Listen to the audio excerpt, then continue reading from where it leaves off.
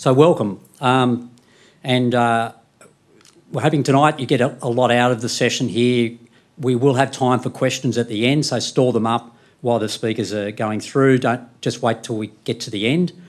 If you've got anything, and I'll just put it out and we'll explain it again, but if you've got anything of a personal nature, especially a medical question, we will be staying back afterwards, so you don't have to blurt it out, you know, and embarrass anyone, and probably embarrass us. So please do that at the end. Okay, as I explained, my name's Greg Rankin. I'm a Chief Superintendent at Fire Rescue. I've been in for 35 years. I joined in 1987 and went through, we didn't have an information session then, we just turned up. There was about 8,000 of us in 1986, and that's where I went through, and probably similar numbers to what you guys, there might be a couple of thousand less. So that's a bit of the journey. I've done a lot of things in fire and rescue. I've been exposed to a lot of different areas in the organisation, and I feel quite privileged to actually be in the organisation. I love it. I love every day of what I do as a firefighter, and although I'm not on the trucks now, I've still got a great connection to that, and I still go to major incidents, but it's got to be a little bit larger now. But I still get quite a thrill out of it, and enjoy doing the training side of things even now in my role. Okay, so a bit of what we're going to cover tonight. So obviously we've had we're going to have a acknowledgement of country in a sec. We'll look at Fire Rescue New South Wales, and because we've got the Acting Commissioner here, be able to provide a bit about the future of fire rescue and what we're about. We're going to cover who can be a firefighter, sort of pretty much anyone. Really, that's an easy one. Our rostering and work arrangements, how that's all set up. It's usually a question we get. The big part of it will be the recruitment process, obviously, and that'll be explained throughout this. The physical aptitude test, or the PAT, that'll be explained from Mark Gabriel, who's intimately involved in that. We'll then go through the medical process, and we've got Kirsty Dodds here from the medical team that'll run through that. We've got a short little a snippet of the recruit training, and that'll be a video we can watch. And then obviously at the end we'll have some question time. All right, I'm going to pass you over now for acknowledgement of country to Station Officer Bill Spek from Macquarie Fields Fire Station. Thanks, Bill.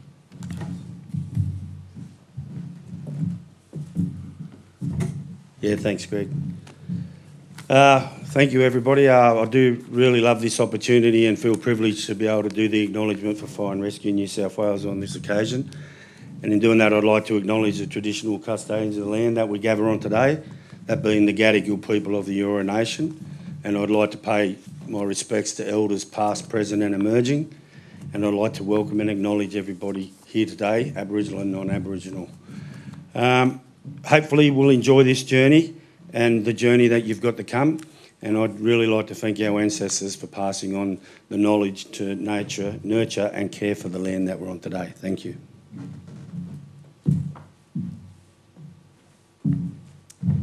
Thanks, Bill, and you'll hear from Bill a bit more later on.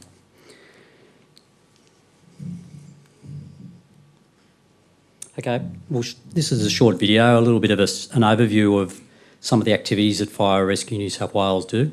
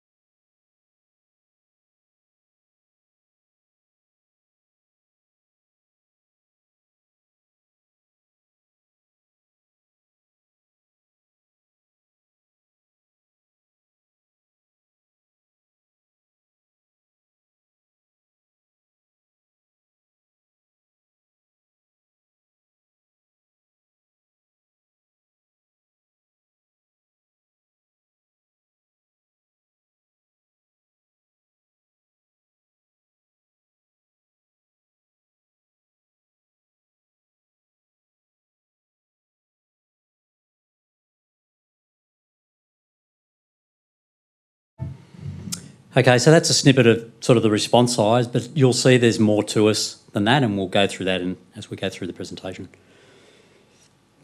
Okay, so we've covered a lot of this here in the video, but we're here to protect the irreplaceable. That's a bit of a motto of ours, and as the bottom line says, we're prepared for anything. A big part of our role is educating the community, and that's part of the edit too of the New South Wales government through our resilience to make sure people are prepared, and so really in a way not to have fires.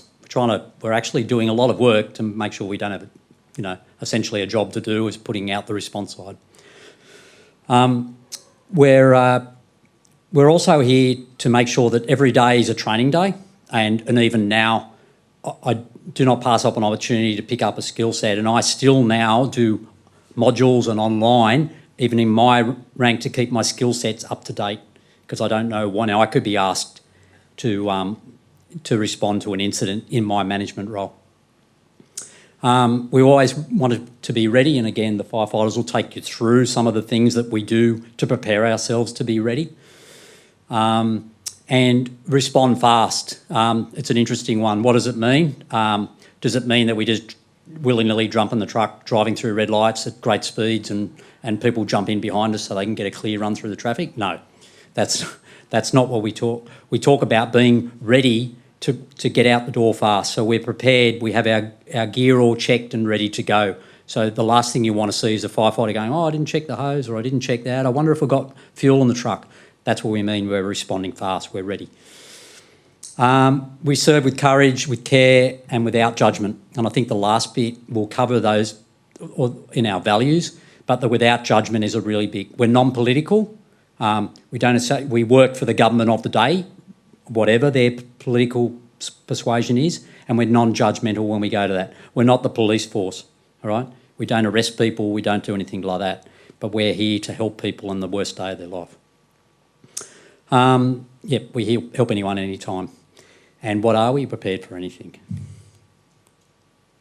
So what are our values? Respect, integrity, service and courage are our core values. And they're closely aligned to the government values of integrity, trust, service and accountability. Now, because the Acting Commissioner is going to speak, I'll probably leave a little bit for that. But basically, what are we talking about in respect? Well, it's respect for ourselves is probably the first thing, respect for others, respect for the communities, and definitely respect for your colleagues and workmates. We act with integrity, so you'll get a bit of that about where the integrity starts, even on this journey right now.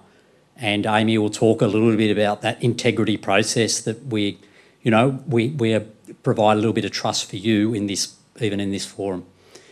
Service. So I covered a lot of that there about service to the community, service to the organisation, service to the government, and to make sure that we serve each other as well, and provide the communities with the response and the capabilities that we train for.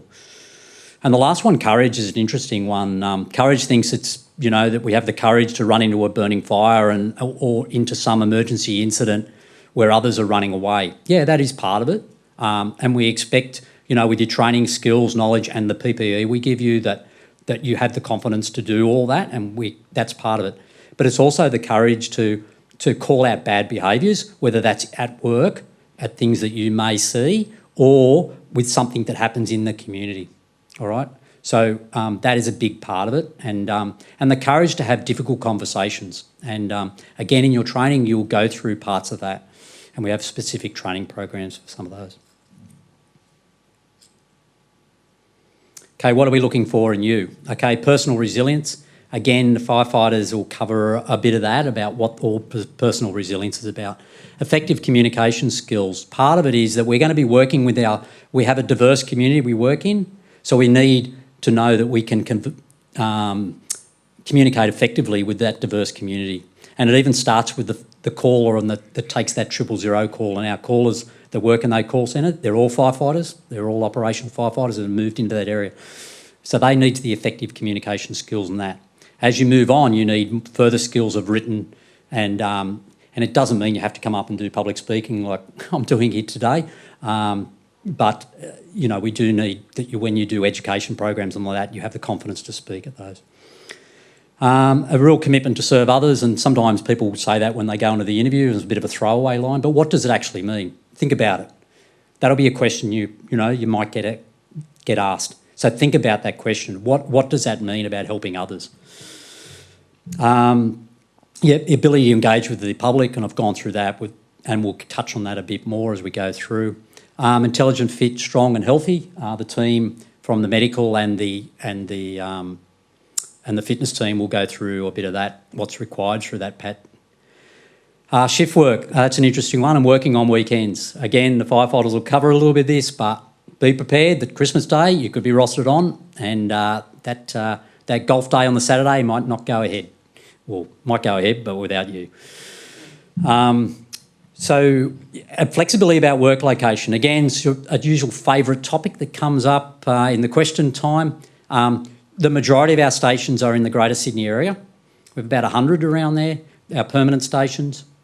And then as we move out into in more, I would call retro, so your Newcastle and your Central Coast, Hunter, Wollongong, Blue Mountains, those kind of areas. And then we have our rural or our regional centres.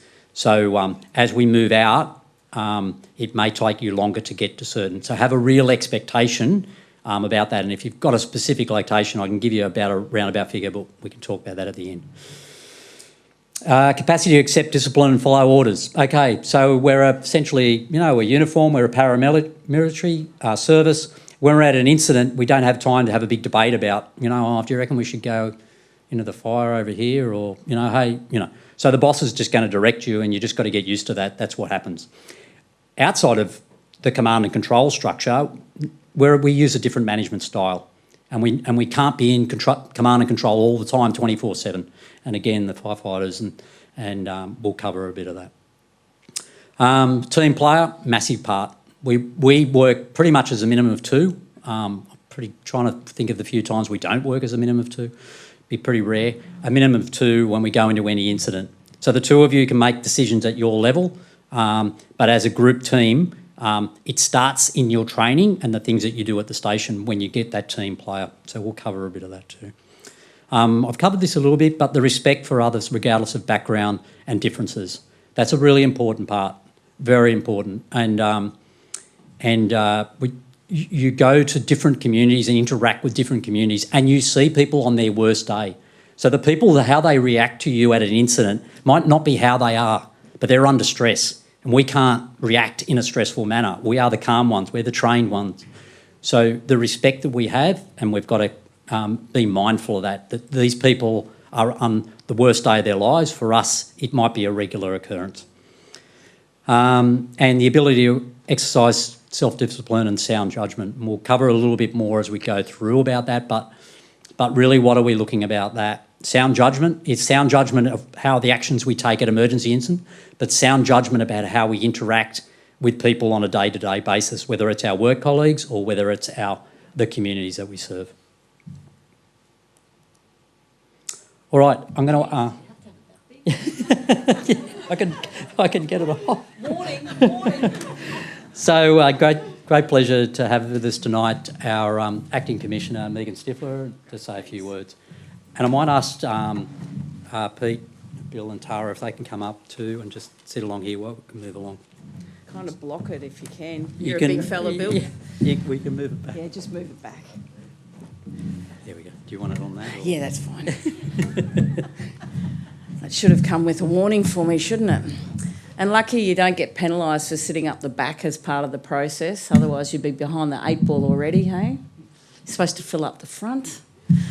So Megan Stiffler, I don't know whether I should admit this in a New South Wales room, but I did most of my career up in Queensland before I've had the opportunity to work down here.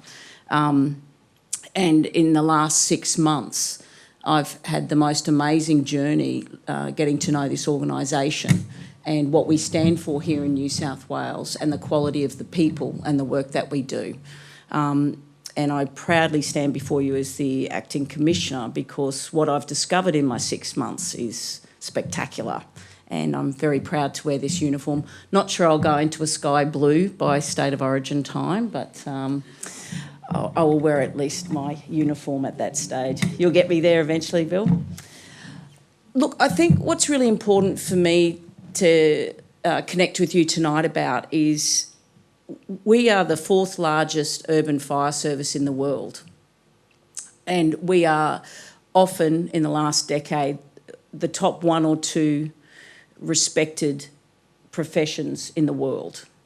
And every firefighter here tonight will gladly defend our reputation and the style of person we want to represent this uniform.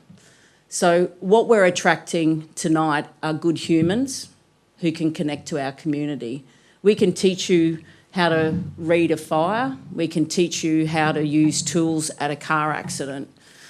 We can teach you to understand chemicals at a hazardous incident. But what we can't do is teach you how to be a good human. And all of us work very closely together, no matter where we sit in the organisation. So when you are putting your name to a piece of paper, keep that front of mind. Because while response is a huge part of what we do, prevention and preparedness and recovery are the other 3 tenets of what we do. So we need to be able to connect with our community. We need to teach the people we connect with in our community about how to stay safe in their home, in their environment. And that takes the ability to, as Greg has indicated, not judge, to educate and get the best results. Because I think now, would it be about 10% of our jobs are fires? And we're really proud that that's declined, because what that means is people are being safer in their environment. So we do a lot in the community, so really focus on that when you think about what you're going to bring to the role. Part of that is, if you have a look around the people here in uniform, we come from diverse backgrounds. We all bring something different to work, and we want to create, as part of the leadership group in this organisation, a safe workplace where you can come and be who you are. You don't have to be anyone else. You just have to be a contributing member of the team. So it's an environment I think all of us are really proud to be part of and to take carriage of and create in our workplace. You know, with the size of us, we've got about 7,000 firefighters in New South Wales. So half of them are full-time permanent, which you're applying, and about half of those are part-time on-call firefighters. And on top of that, we've got another 5,000 volunteers. So with that size comes great agility and ability to spread across the state and be who we need to be for community. But with that also comes challenges about how do we communicate the same message to each one of us as we're spread across the state. So that communication piece that Greg spoke about really starts at communication is not only talking, it's about listening as well. So each of us has a role to really understand what's changed in our environment, what we have to do and learn and acquire new skills. So the communication to me is really critical. It's just an amazing job. No matter where you sit in our organisation, it is just inspiring to see the options that will be available to you. It's a difficult job to get into because none of us want to leave. We can be who we want to be on so many different levels of the organisation. I've been lucky enough to travel internationally to responses. I've been able to travel across Australia with my career and transfer my skills from Queensland down to Victoria post the bushfires to help communities recover. And then I got the opportunity to come back into New South Wales. Very few jobs give you those types of options. And to see where we stand internationally and domestically, we're requested to travel all over the world and all over Australia because the quality of our people, some of the people here today I've worked with up in Northern Rivers after the floods, and to see what our firefighters did post that devastation was something that I think all of us got goosebumps when we were up there to see how desperate the community was for assistance, and we all took great pride in knowing that we were there in masses. We had, I think, over 1,400 firefighters cycle through that Northern Rivers disaster, and we couldn't do that without our size, so that's something we're really proud of as well. You're going to hear a lot of information tonight. Everyone will stay around and help you join the dots after. My other advice is, because it's so competitive, treat every step of this process like it's a job interview. Don't get lazy at any part of the process, because that's where you'll fall over. So it's really important, focus, give it your best shot, be present the whole way through. And you never know, there could be second generations joining our fire service. I see a next generation daughter lining up to find out how she can be part of this great organisation. So enjoy tonight. Keep all your questions to the end and make sure you get them all across, and look forward to hearing everyone else speak. Welcome and good luck.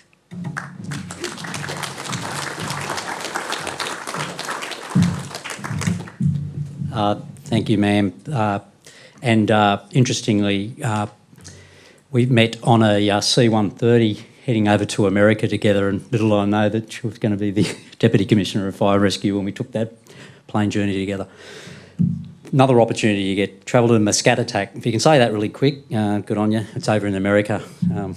But that was another opportunity that we got to experience, and just some of the things. All right, so without me going on any longer, I'll now get into... Oh, forgot about that one. I better cover this quickly. Okay, so what do we work? What's our rosters? That's usually one. So we cover 336 hours over an 8-week cycle. Right, what does that mean? All right, so we work predominantly 24-hour shifts, and they're split into platoons. This is our linkage back to the military. So A, B, C, D, those are 24-hour shifts. You do a 24-hour on, a 24-hour off, and then a 24-hour on again, and then you have 5 days off. So essentially, 6 out of 8 days you've got off. That's what it is, but you pack in 48 hours into shifts. What do? We also have a lot of stations that work Monday to Friday.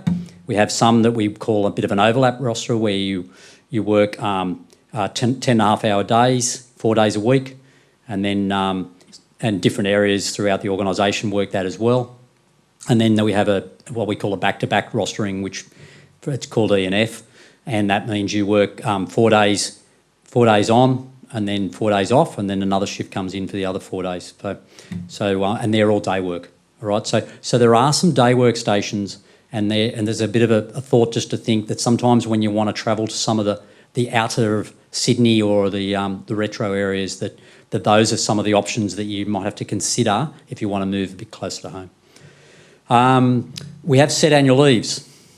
So if you're annual leave, and I've worked many of them over Christmas, or you get Christmas off, good on you. But generally, there is some minor options if someone really wants to swap with you. But generally, you just got to consider that your annual leave is where you get set, and that's when you've got to take your holidays. And it might not always gel with everything that you're doing in your life. So just be aware of that.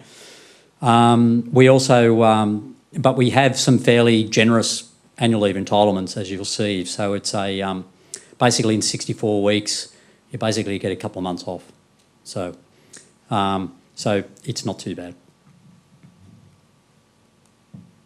All right, I'm going to hand over now to Station Officer Peter Murray, who's here with his team here tonight.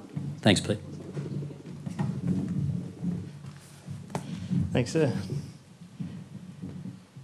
So as introduced, my name's Peter Murray. I'm currently at Willoughby Fire Station on the North Shore of Sydney, and I've been with Fire and Rescue for 17 years. And in terms of our rostering, I'm on C platoon over there, and this is my crew with me tonight. We're actually on shift tonight, but it's been organised for us to be here with you. So you can see it's pretty close. Teamwork has been talked about a little bit, and that's what our job is. If you're an individual sort of person, maybe not the job for you. Teamwork definitely is for you. So you can see we go everywhere together, do everything together, and get pretty close sometimes with good and bad jobs that we attend. So my life prior to Fire and Rescue is I had a career prior to that, but rather than tell you what I did, I'll just give you some options that I might have had. Possibly was a teacher. I could have been in the Australian Army, I could have been in the New South Wales Police, I could have been a plumber, a project manager, or an Olympic kayaker. These are the backgrounds of my crew that are here with you tonight. So whatever your background is, you might be sitting there thinking, is this right? Does it fit? Does it not fit? It doesn't really matter because we're a wide and diverse background.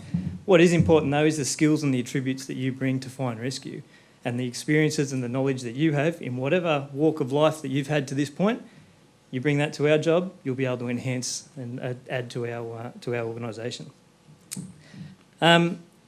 So personally in this job I've worked at Randwick, Riverwood, Liverpool, Hurstville, Burwood, Redfern, City of Sydney fire stations, and as I said, I'm now at Willoughby. I've attended a range of incidents over 17 years. Plenty of house fires, factory fires, bushfires, hazardous material incidents, rescues, gas leaks, floods. A lot of community engagement events, and also undertaken pre-incident plans and inspections of infrastructure and critical buildings around New South Wales. And I'm telling you this not to make myself sound good, but just to try and give you an idea of the experiences and the variety and the types of incidents that we might attend. But it's not just, in those incidents I've attended, some of them have been really, really good and really, really memorable, and we've turned up and everything's gone really well and we've gone home and felt really good. Some jobs we go to, not so good. We've had some terrible outcomes with some of the jobs that we've been to, where people, have been killed, seriously injured, and their lives will never be the same again.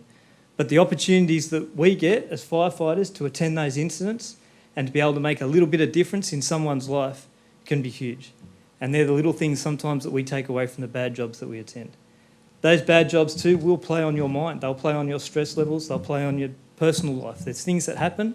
And fortunately, Fire and Rescue have some really good support systems in place to help you with that and to get you through those incidents that do happen. But like I said, it's good and bad, and it's a whole lot of in between as well. So being in Fire and Rescue though has given me the opportunity to do more than just attend incidents. As the Acting Commissioner said before, probably 10% of the incidents we attend are fires. We go to a lot of other types of jobs as well, and a lot of other types of things that fill our time. So some of the things that I've had done, and again, I feel a bit uncomfortable saying this, but I feel really privileged to have had the opportunities to do these things. I've worked in education and training on promotional programs. I've worked in capability management and been an operational research officer, where I've been able to look at new capabilities being introduced to the organisation, to have a look around Australia and parts of the world and see what fire agencies are bringing into their services and departments and see if there's room in that with our organisation. I've also had experiences working in emergency management, logistics and emergency operations centres, both in New South Wales, Victoria and Tasmania. And I've even been given the opportunity to travel overseas and conduct research into the fire services role within counter-terrorism and mass casualty incidents and see where that fits with our organisation. And that was involving some work with Los Angeles, Fairfax County and New York Fire Departments, which again was really privileged and I was able to bring back some key learnings from that and feed them back into our organisation. Now I'm a station officer and I lead a team of highly motivated, highly trained firefighters who I trust with my life and they have to trust me with their life. And that's the serious pointy end of our job. So if we later on tonight go to any type of incident, they have to be trained, ready, prepared to do what's asked of them in order to protect the community of New South Wales. But not only that, they've also got to know what to do in the downtimes at the station as well. So not everything we do is 100 mile an hour. I'm sure you all know it's not like what you see on TV. There are long periods of slowness filled with short periods of high intensity. During those short periods of high intense work, you might have to make decisions with limited information, rapidly changing circumstances, in less than ideal conditions, with only parts of information and not knowing the whole picture. For some people, that's a hard thing to do. For other people, they can take that on, they can make those quick decisions, rely on their training, rely on their experience and get the job done. And that's the sort of person that I need on my team to be able to do my job so that we can be able to do their job to be able to help the community. Fire and Rescue will support you with your career 100% of the way, but it will be frustrating. I always wanted to be a rescue operator in Fire and Rescue, and eventually I got there, but it was a long journey, even within Fire and Rescue. So things don't always necessarily fall your way the way you see them happening, and you've got to be able to deal with that and adapt to that. But there are plenty of opportunities within the organisation, but you've just got to be the sort of person that wants to go out and chase it and do it. If you sit back and wait for things to happen, yeah, you might have a good life at a fire station, but you will miss a lot of opportunities. So I would say to you, and I'm maybe getting ahead of things a little bit here, but if you are successful in getting fire and rescue, consider those other options outside the fire station as well, things to advance and open your career. And the experiences for me have been fantastic, and I'm sure for others who have been involved, it's been the same thing as well. Yeah, so for me it is. It's all about respect, integrity, service and courage in all the ways it's been explained, and I won't go through that again. But the other essential thing that you need is a little bit of self-discipline, a little bit of being able to get up, get going, get yourself motivated, be able to apply yourself. In those times at the station when you are down times, that's the opportunity for you to pick up a book and read something that you might not know about, do a bit of training in the gym. It might be get something off the truck and work with it, grab one of your teammates and talk about something or work on something that you're not 100% confident with. And that's part of that courage that Mr. Rankin was speaking about before, is being able to step up and say, I'm not confident with this bit of gear, do you mind if we go through it? And I'm proud to say that my team do that, and they come to me and they say to me, can we work on this? And we'll do it, and we'll get out and I'll support them to do that. But you've got to be the sort of person that puts your hand up and wants to develop and wants to push yourself to do that. Because like I said before, yeah, you might be able to sit back, but you won't get the benefit out of it. And you don't want to be, or I don't want to be that person that turns up at a job that is being relied upon to do something and I don't know how to use that bit of gear, or I don't know how to get it to work, or I don't know how to do it quickly under pressure in storm on a busy road, you know, on a Saturday night or in the city where there's 5,000 people standing there watching what you're doing. Okay, so you've got to have the confidence to do that. So training and training and training and practice and practice and practice is a huge part of what we need to do in our job to do it well. This is a fantastic job, and I've worked with some fantastic people over the 17 years, and I've got a few more years left in this job, and I'm really looking forward to the opportunities it will present to me. And I think that you guys, starting on this journey, I'd encourage you to think about the things that I've said, what the others have said as well, but really go for it and apply yourself and jump in 100%, because it's not the sort of job that you'll walk away from and think, did I make a difference or not? You get to see the results, you get to see what you do within the community, and people are thankful for it, and they're really grateful for when, in their time of need, they call you up and you come along and you give them a hand and you can do what you can do to make things better. My crew and I, we're happy to hang around at the end and ask any questions that you might have, like anyone else here as well, so please feel free to come and speak to us at the end. Apart from that, all the best with your journey, and I hope you get something out of tonight. Thank you.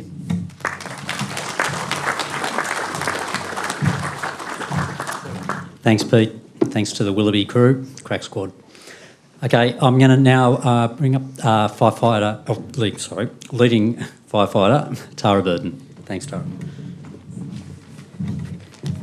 Rightio. Oh no, I'm up there too. I thought I was going to be Pete for a while. My name's Tara, I'm a leading firefighter. That is a transitional rank between a firefighter and a station officer. So right now I get to do the best of both worlds and act in both roles, and I'm loving it. Welcome to applying for the best job in the world. I'm based at Alexandria, which is a hazmat station. I started my career 15 years ago at Ginevine in the Snow Mountains. I was a retained firefighter, a rescue operator down there. I did that until 8 years ago, where I transitioned across to permanent firefighter. So you can talk to me afterwards if you want to know how you can do that, if you're already doing that now. Became a deputy captain down there, and now I'm trying to get that way in the permanent ranks. So here we go. I won't talk much about station life because Pete's covered that. What I will talk to you about is the range of opportunities that you can have, or that I've had since I've joined. I started off as a rescue operator, as I've said, came across permanent. I'm now a hazmat technician. I studied on the side and became a fire investigator, did that for 3 years. During that role, I learned how to fly our RPAS, which is our drones. While I was doing that, I now relieve in aviation, in our aviation section. I've got to travel around the world, interstate and throughout the state with that, and also with fire investigating. I've done incident management, and so, yeah, I'm a nerd. I like to learn new things, but there's opportunities out there for doing that for you. So anything that you want to do is available, so know that you can branch out and do different things. I'm a single mum. I juggle kids with work.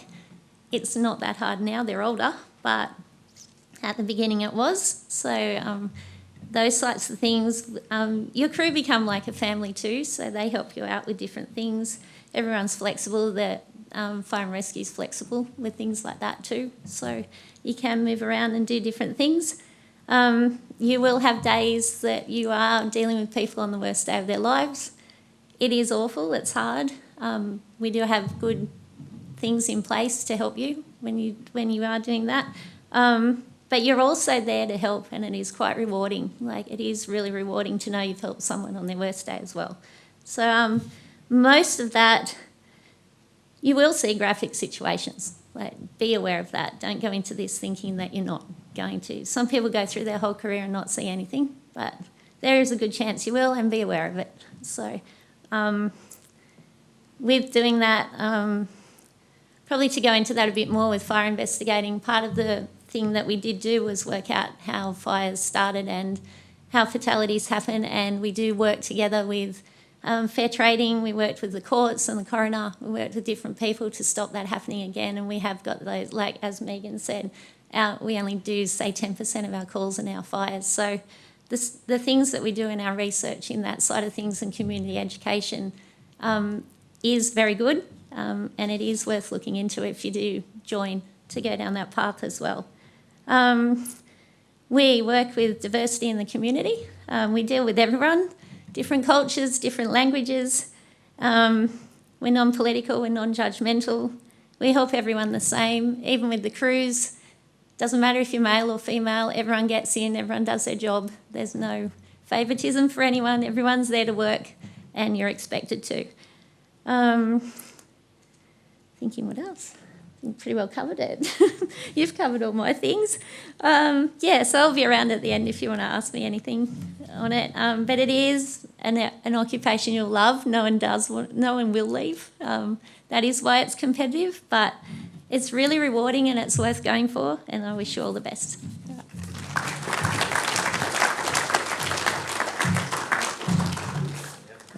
Thanks, Tara.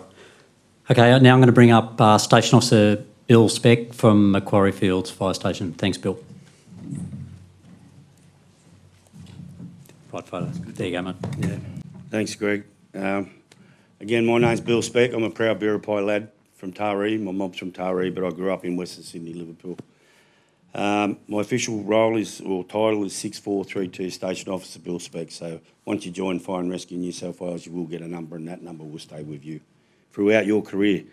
I have been in since 1985, and with my maths, I think that's 36 and a half years. Where Sir joined in 1987, he's been in 37 years. But anyway, we won't go there. So we won't go there.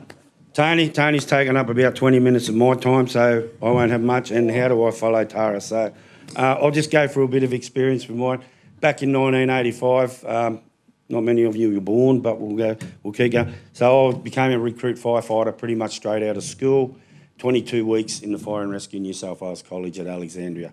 It was a big culture shock. I grew up pretty quickly. It was a yes sir, no sir for 22 weeks, and I'd never been part of that. But I did enjoy that, and once I got out of it, I thought I was just living a dream. Still today, I still think I'm living a dream being part of Fire and Rescue New South Wales. So you continue your studies once you finish the training college. You've got 2 years before you become a qualified firefighter. So you continue your studies, you become a level 1 and then a level 2, and then you get the opportunity to become a qualified firefighter. Once you do that, the opportunities open up for you. There's a lot of doors that'll open up. You can become a rescue operator. You can become a ladders operator, hazmat technician. There's so many different things you can do as a qualified firefighter. And you can go for operational support positions. If on the back of the trucks is not for you and the shift work's not for you, there are opportunities to go into day work and go into operational positions, such as community engagement, fire investigation, fire safety, recruit instructors, driving instructors, or firefighting ops. So there are opportunities for you if you don't want to go there. So when I come out of the college, I went to Liverpool Fire Station, pretty busy station, just a young fella. Things have changed a lot since then. We've come leaps and bounds ahead in technology, and we've come leaps and bounds ahead in diversity back in 1985 was when the first female firefighter joined Fire and Rescue New South Wales. So to see Tara and the other girls and that in the job now, it's awesome. So it's a really diverse organisation, and we take pride in that as well. So I was going to talk about the day in the life of a firefighter, but Tara stole my thunder. But I'll just quickly go through it. Again, it's about 12 to 15% of our time is going to emergency situations. So that's a lot of downtime. So what we do on a general day, we start at 8 o'clock. And like Tara said, we do our station duties. We've got our roles. The two firefighters on the back of the truck go and do the toilets, mop the toilets, clean the floors. And then the motor driver will go and check all the equipment on the pump. And then the SO will go and organise what we're going to do for the day. And then once you finish your station work, you'll go out and give the motor driver a hand just to go through a piece of equipment, just to familiarise yourself with that equipment and to ensure that it's working perfectly. And then after that, you go out and do your community engagement exercises. You may go out and do a PIP, which we call a pre-incident plan. So we go and have a look at a building that's in our area just to make sure we know when it's 3 o'clock in the morning what that building looks like and all their fire doors and all their exits. We go and do fire ed, so we go to schools. We start with preschools, we go to primary schools, and then we go all the way with education, all the way up to rescue ed. So, which is targeting school kids in year 11 and 12 just starting to get their licence. And it's pretty dramatic what we show them and a lot of the stuff, but hopefully it just makes them slow down that little bit and they be a little bit more cautious in cars. Promote Fire and Rescue New South Wales as a diverse workforce. Like I said, 1985, first female firefighter. And then once I was in the job for probably about 10 years, the then Commissioner, Greg Mullins, stated that he'd like Fire and Rescue New South Wales employees to reflect the community that it serves. And we're getting there. And it's a great thing because the amount of culture and skills that people can bring into our organisation is enormous. So things started to change. Fire and Rescue New South Wales being a leading state government organisation in diversity and change.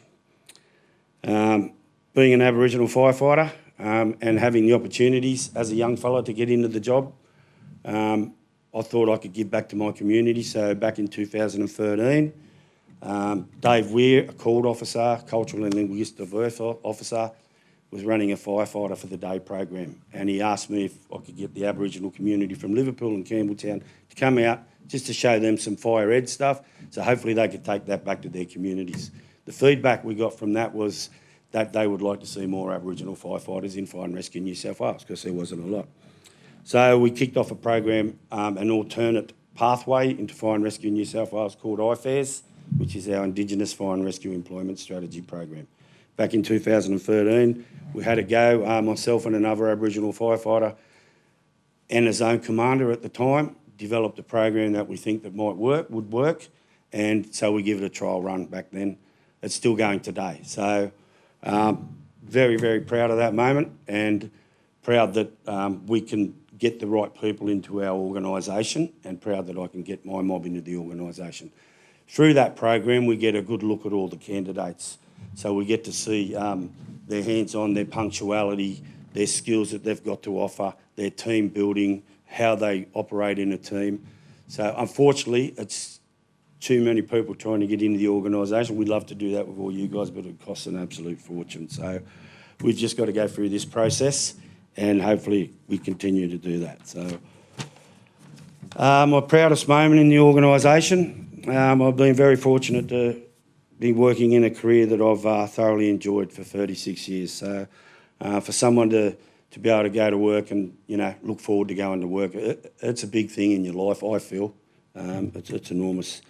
I've got countless proud moments throughout my past 36 years, but being part of an organisation that really values its staff, being a valued member of the community, being able to protect and serve the community and being able to uphold my role to ensure that Fire and Rescue New South Wales remains a trusted organisation within that community, and that makes me feel pretty proud. And I'd like all you guys and girls here today to make that commitment like you have tonight to come to this event and continue that on, be a team player and join such a great organisation, enjoy it as much as I have. Thank you.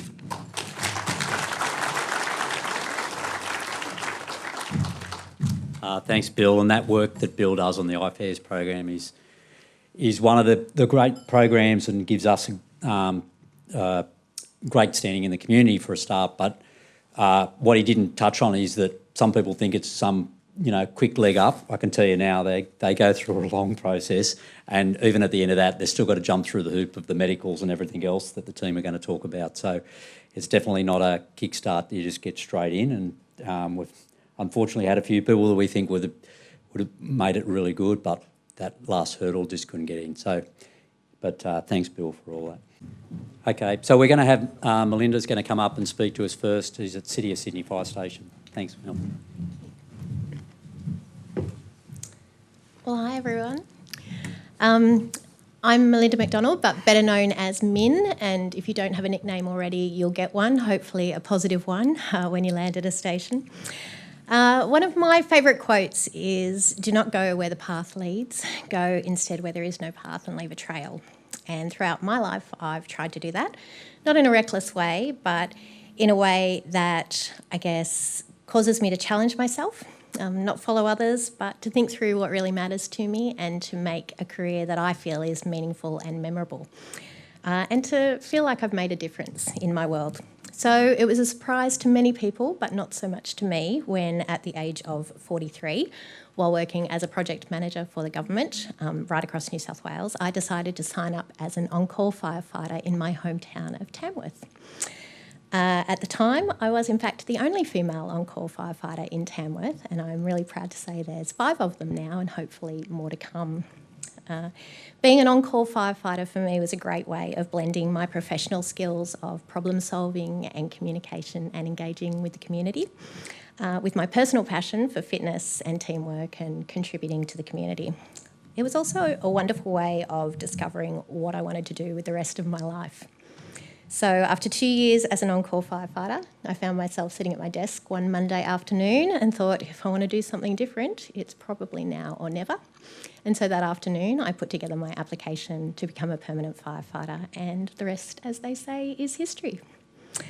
Fast forward 3 years, and I'm now a qualified firefighter. I'm attached to D Platoon at City of Sydney Station, which is the busiest and noisiest fire station in the Southern Hemisphere. And D Platoon, as Tony will attest, is the best crew in Fire and Rescue.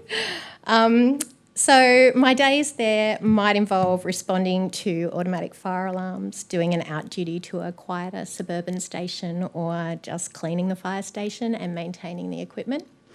But I've also had days where I was in the first arriving crew to a boarding house in Surrey Hills where the batteries for an electric bike had set fire to the stairs, trapping 6 people inside.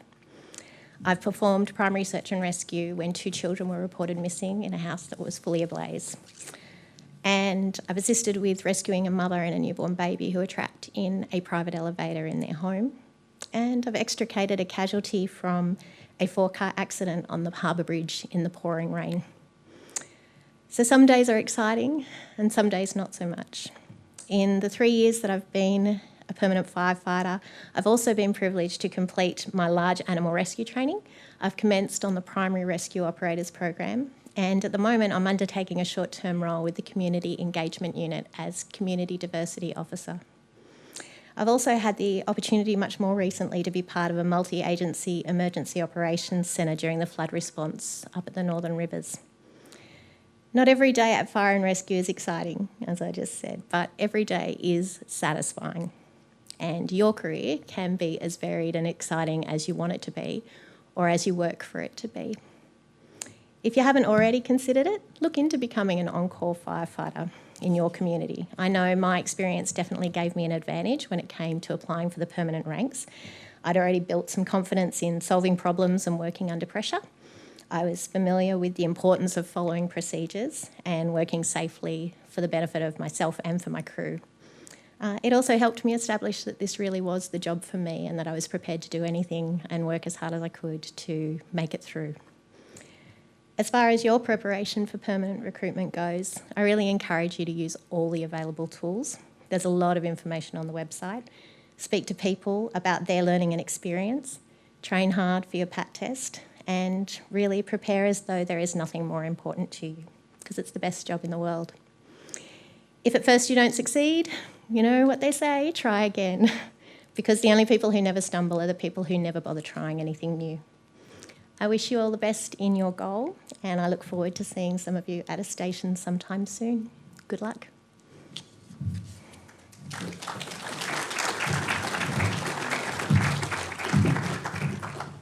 Great, thanks, Min.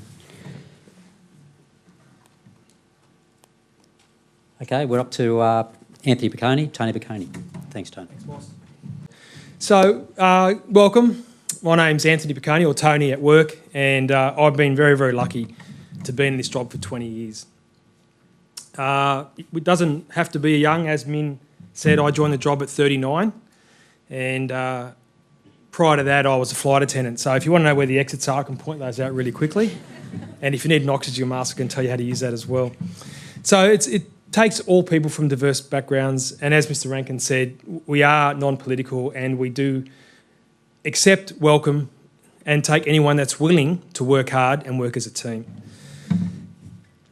The job's got plenty of challenges, and Min said not every day is busy, but you do busy yourself doing things. We train, Mr Rankin talked about being ready, being prepared for anything, and training for what will come. So we're being prepared for what will come in the future. And you never know what that might be. It could be a small fire in a small garage. It could be a large 2-bedroom house. It could be a block of units. You don't know.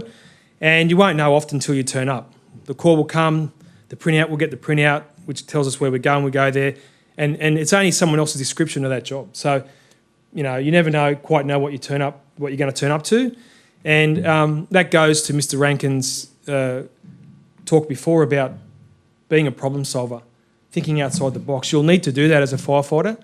I know plenty of guys who they're strong, can lift heavy things, but not think outside the box. And you'll be required. There'll be times where you'll be isolated. They're very rare, but there'll be times when you need to make those decisions on your own. And you do those with the skill and knowledge that we give you along the way. I've been lucky enough, when I first joined the Fire Brigade or Fire Rescue New South Wales, I had a friend of mine who actually, her husband was a firer and she was a flight attendant. And he said to me, never say no to anything. Never say no to a course, never say no to training. And it's held me in good stead. I've been lucky enough to go to probably one of the busiest rescue stations straight out of the college. Stayed in rescue my whole career, Swiftwater rescue technician, USAR Cat 2 response operator. I've been to Lombok in the earthquakes there. And that produces some really, it helps you build resilience, because you go there thinking, not knowing what you're going to, and you'll see a lot of things that you'll never see in normal life.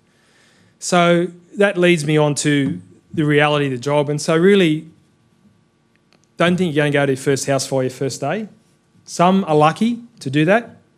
I was very lucky to go to my first tower at 12 o'clock on my first shift, but it doesn't always happen that way. You can wait years and years and years. Don't be despondent if you get in. Don't be despondent about, I'm not going to fires. And I'll speak to a friend of mine who was in my class at college and they've been to 10 house fires. You know what? You get your opportunity. You have other opportunities to engage with the public. And so the reality is that you may not go to your first fire. We are on shift work. You'll miss family functions. I was lucky enough to be used to it as a flight attendant. My wife went to a lot of my family functions without me. And it happens in the fire brigade too. We work as a team, and once you get embedded in that station, it's very, very hard to, it's not hard to prioritise family over work, and that's what you should be doing all the time. But you'll often go to work and take work over that family function, especially if it's one you don't want to go to. It's always a really good excuse. So you will miss those family functions, and Mr Rankin did say we're on a fixed annual leave roster. Sometimes you can be lucky if you're a family man and you've got some young guys on your shift, or girls and guys that don't care if they have Christmas off. Can be lucky, school holidays, all those sort of things. But be prepared if you get in, and when you get in, that you will need to make those sacrifices. It's exciting. It's a great job. If you are successful, it's part of one of the largest families you'll join in the world. Every firefighter has similar experiences, regardless of whether you're in Fire Rescue New South Wales, across Australia, through the States. We all have a brotherhood, and I don't mean that, and a sisterhood. We all have that link and it's a large family. If you're lucky enough to get in and you end up some of those, firefighters Olympics and stuff, it's well worth going to.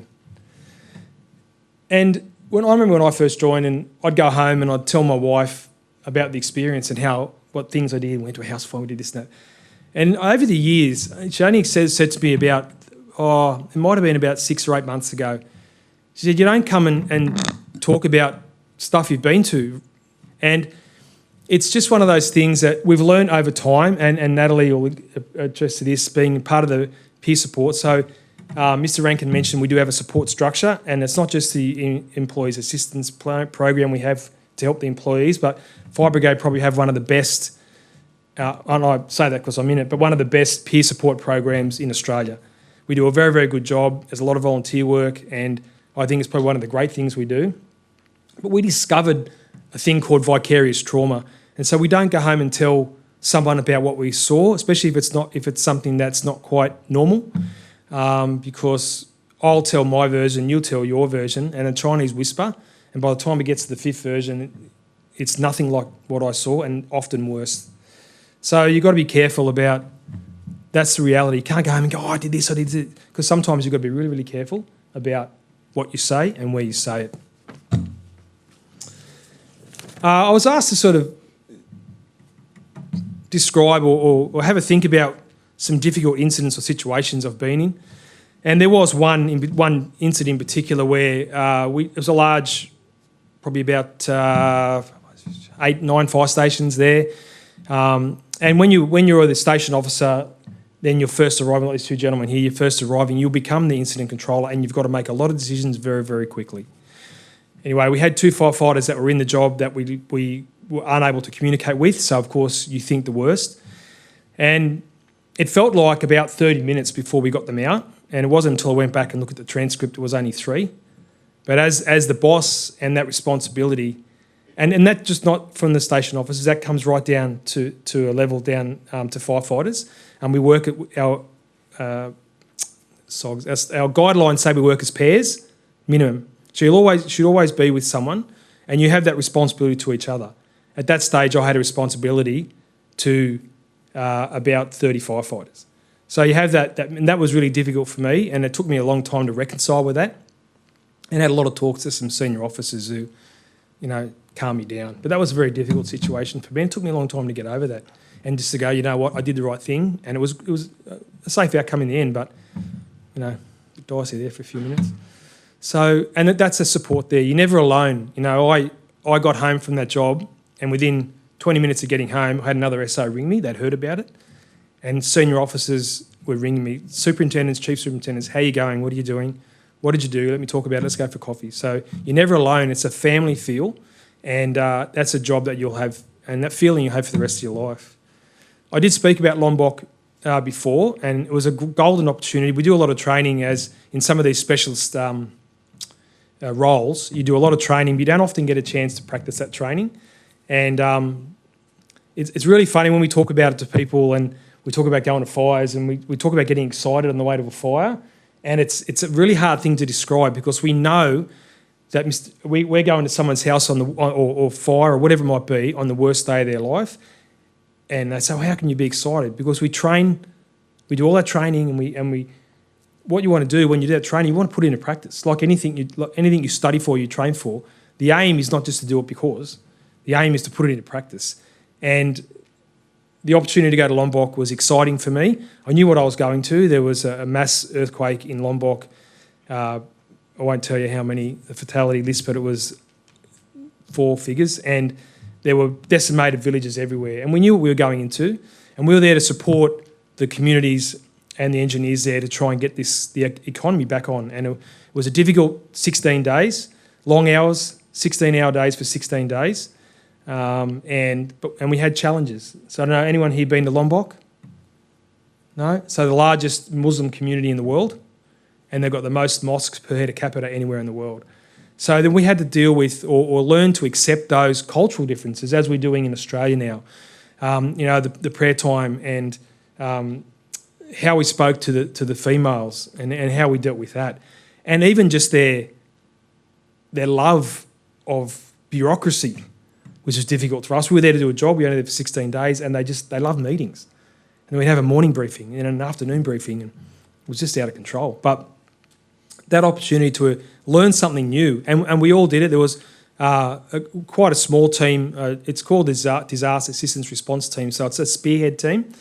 And we all learned a lot of things in that deployment, and we learned how, anyone that's got any empathy can adjust to cultural differences, but when you're immersed in it, it really makes you do it. So please, Min said, if you don't get in the first time, be patient. It took me 2 goes to get in.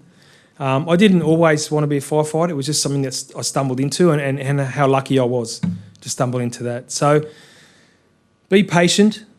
If you're lucky enough to get in this time, again, be patient with the job. Be patient with your fellow workmates. Be persistent, because that's what we're looking for. Good luck with your endeavours, and we hope to see you at the station. Thanks.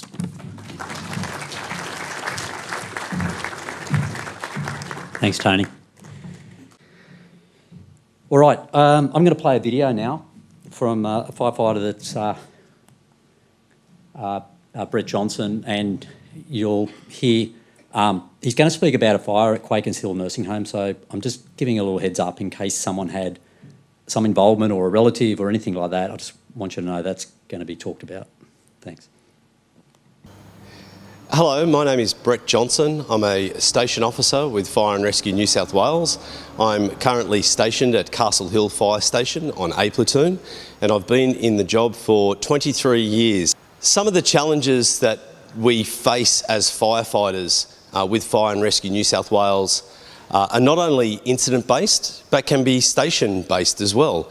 There's challenges with personalities that we could be dealing with on a day-to-day basis. Now, that might be the person who's out there in public, or it could be there's different personalities within the station themselves.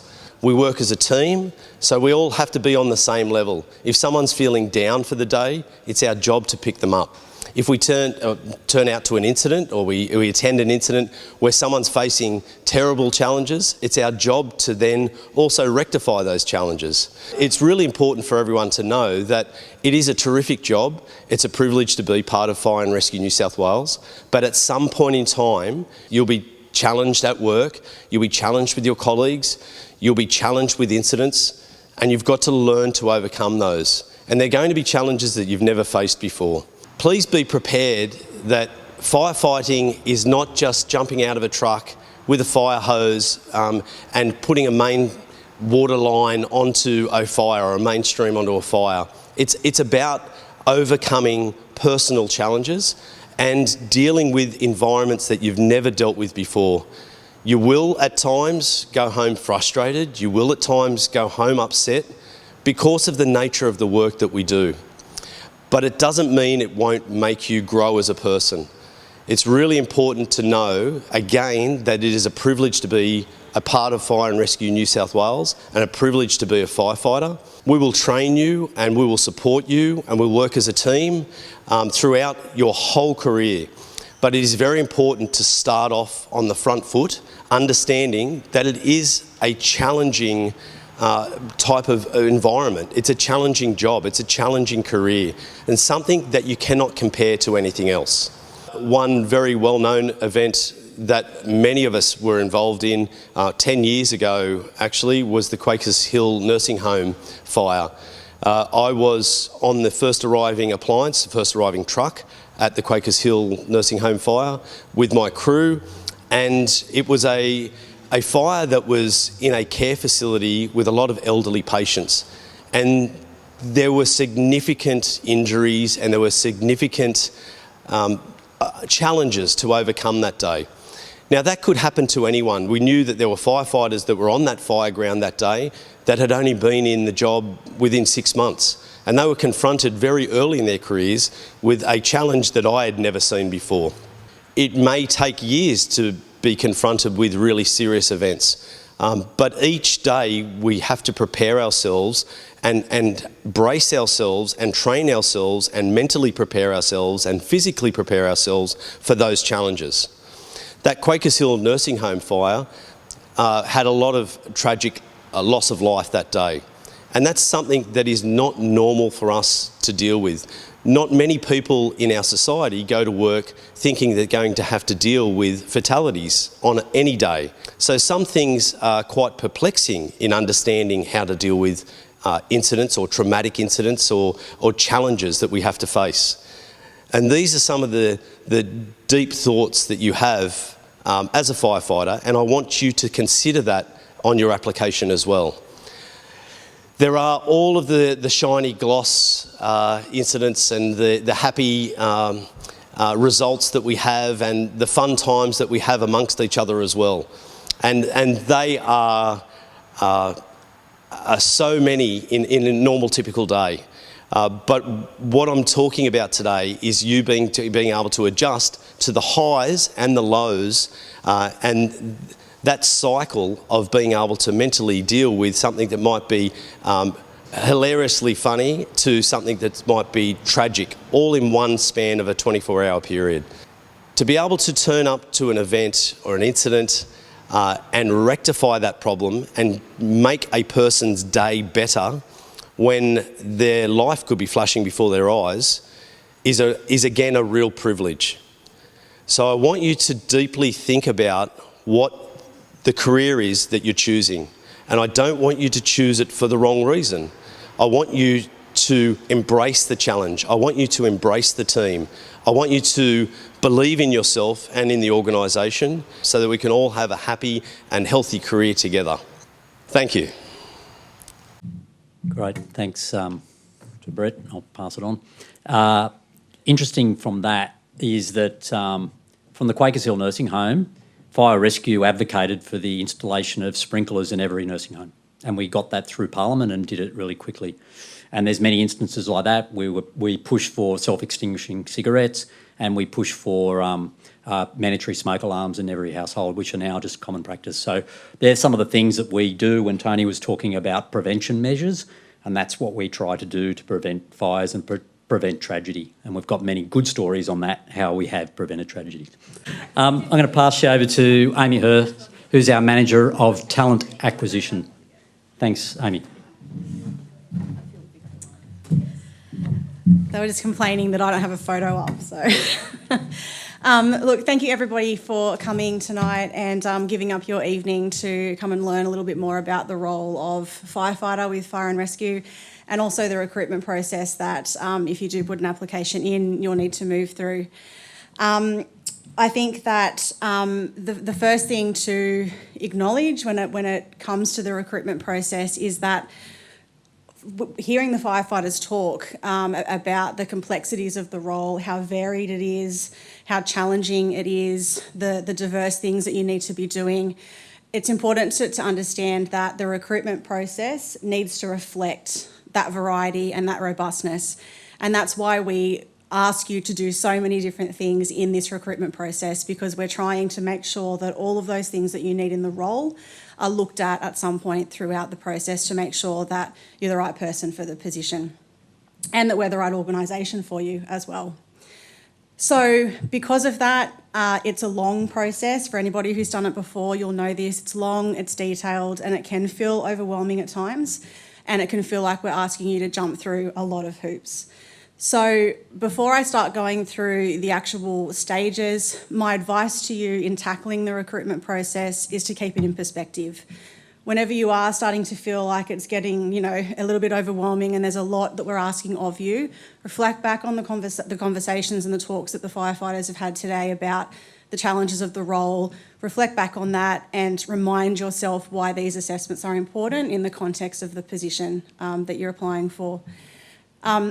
Any recruitment process is about us finding, the right candidates or the right fit candidates for the position, but it's also just as much about you deciding that the organisation is the right organisation for you and that this is the right role for you as well. And you've been very lucky to have some really honest and transparent views about what a firefighter does, and I encourage you to reflect back on that before putting an application in to make sure that you're comfortable that you feel that it's the right role for you. Okay, so the recruitment process, lots of steps. We start with a lot of online assessments, and that's because of the sheer bulk of applications that we receive. Start with some testing. There's a video interview there. We move through to the physical aptitude tests, some more individualised face-to-face merit-based assessments later on, then through to medical and pre-employment checks. So I'll go through each of those stages for you tonight so you can understand what to expect in each of those stages.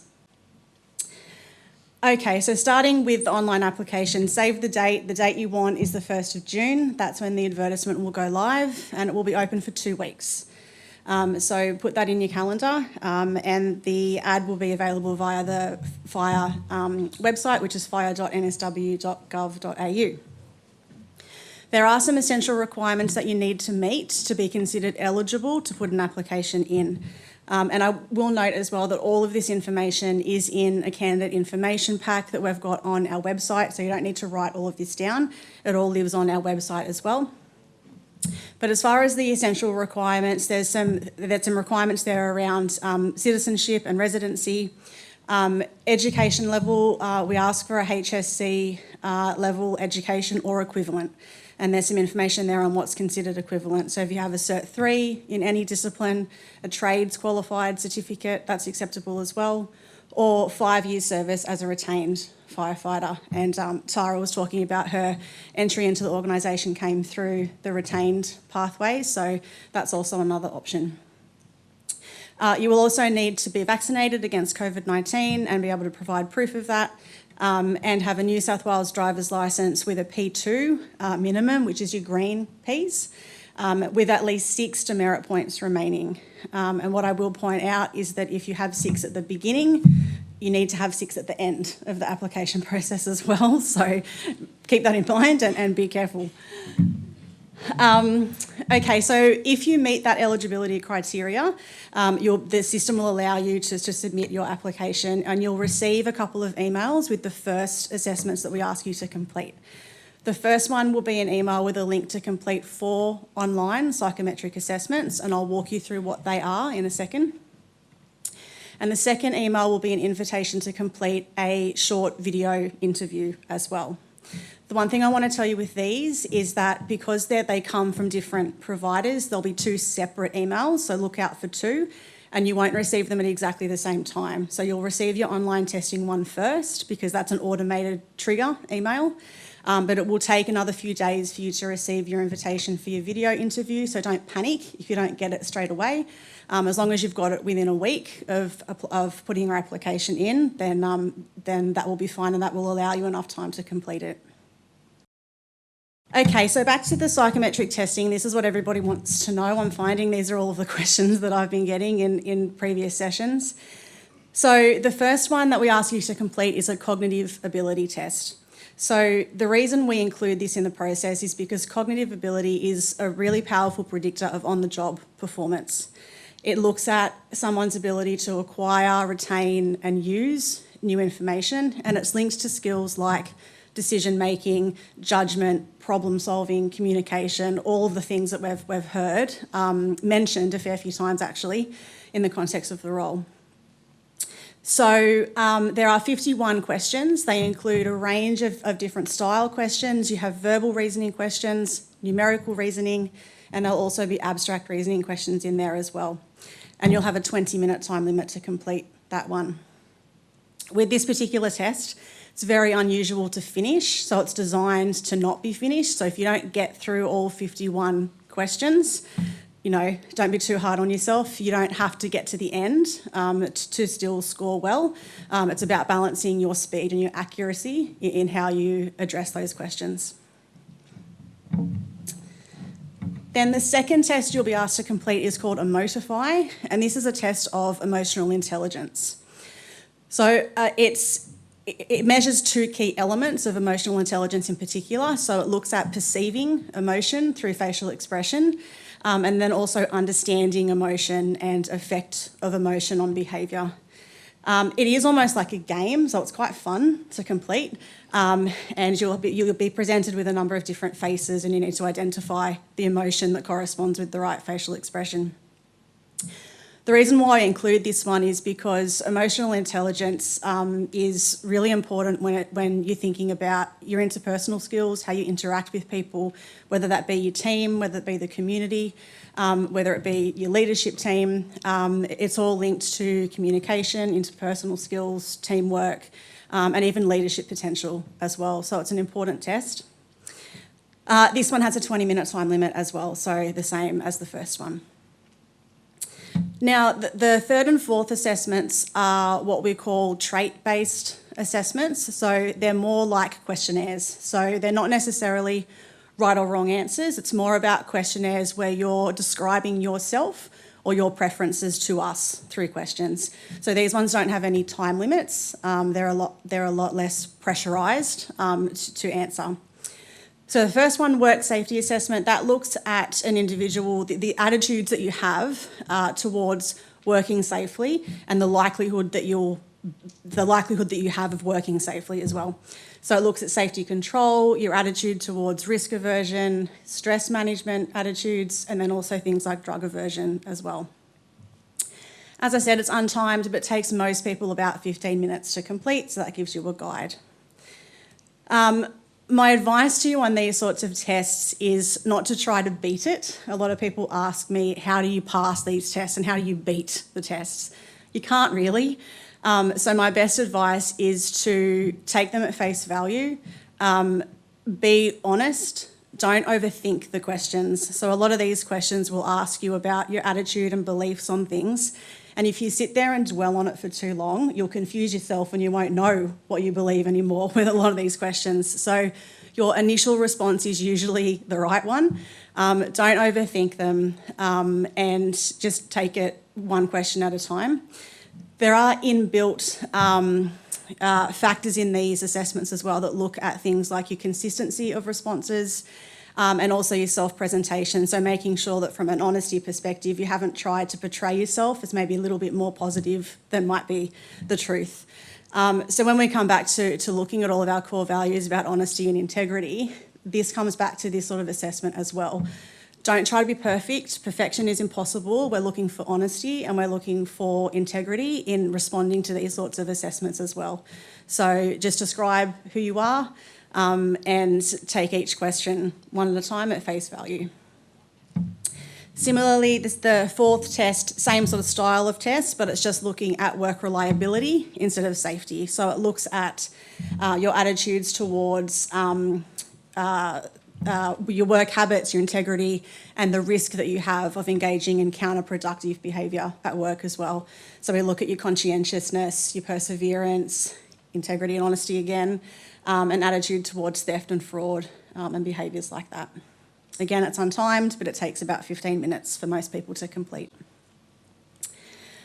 So I wanted to spend a little bit of time talking to you about test-taking behaviour as well. At this early stage in the process, everything's done online, so you're all behind computer screens.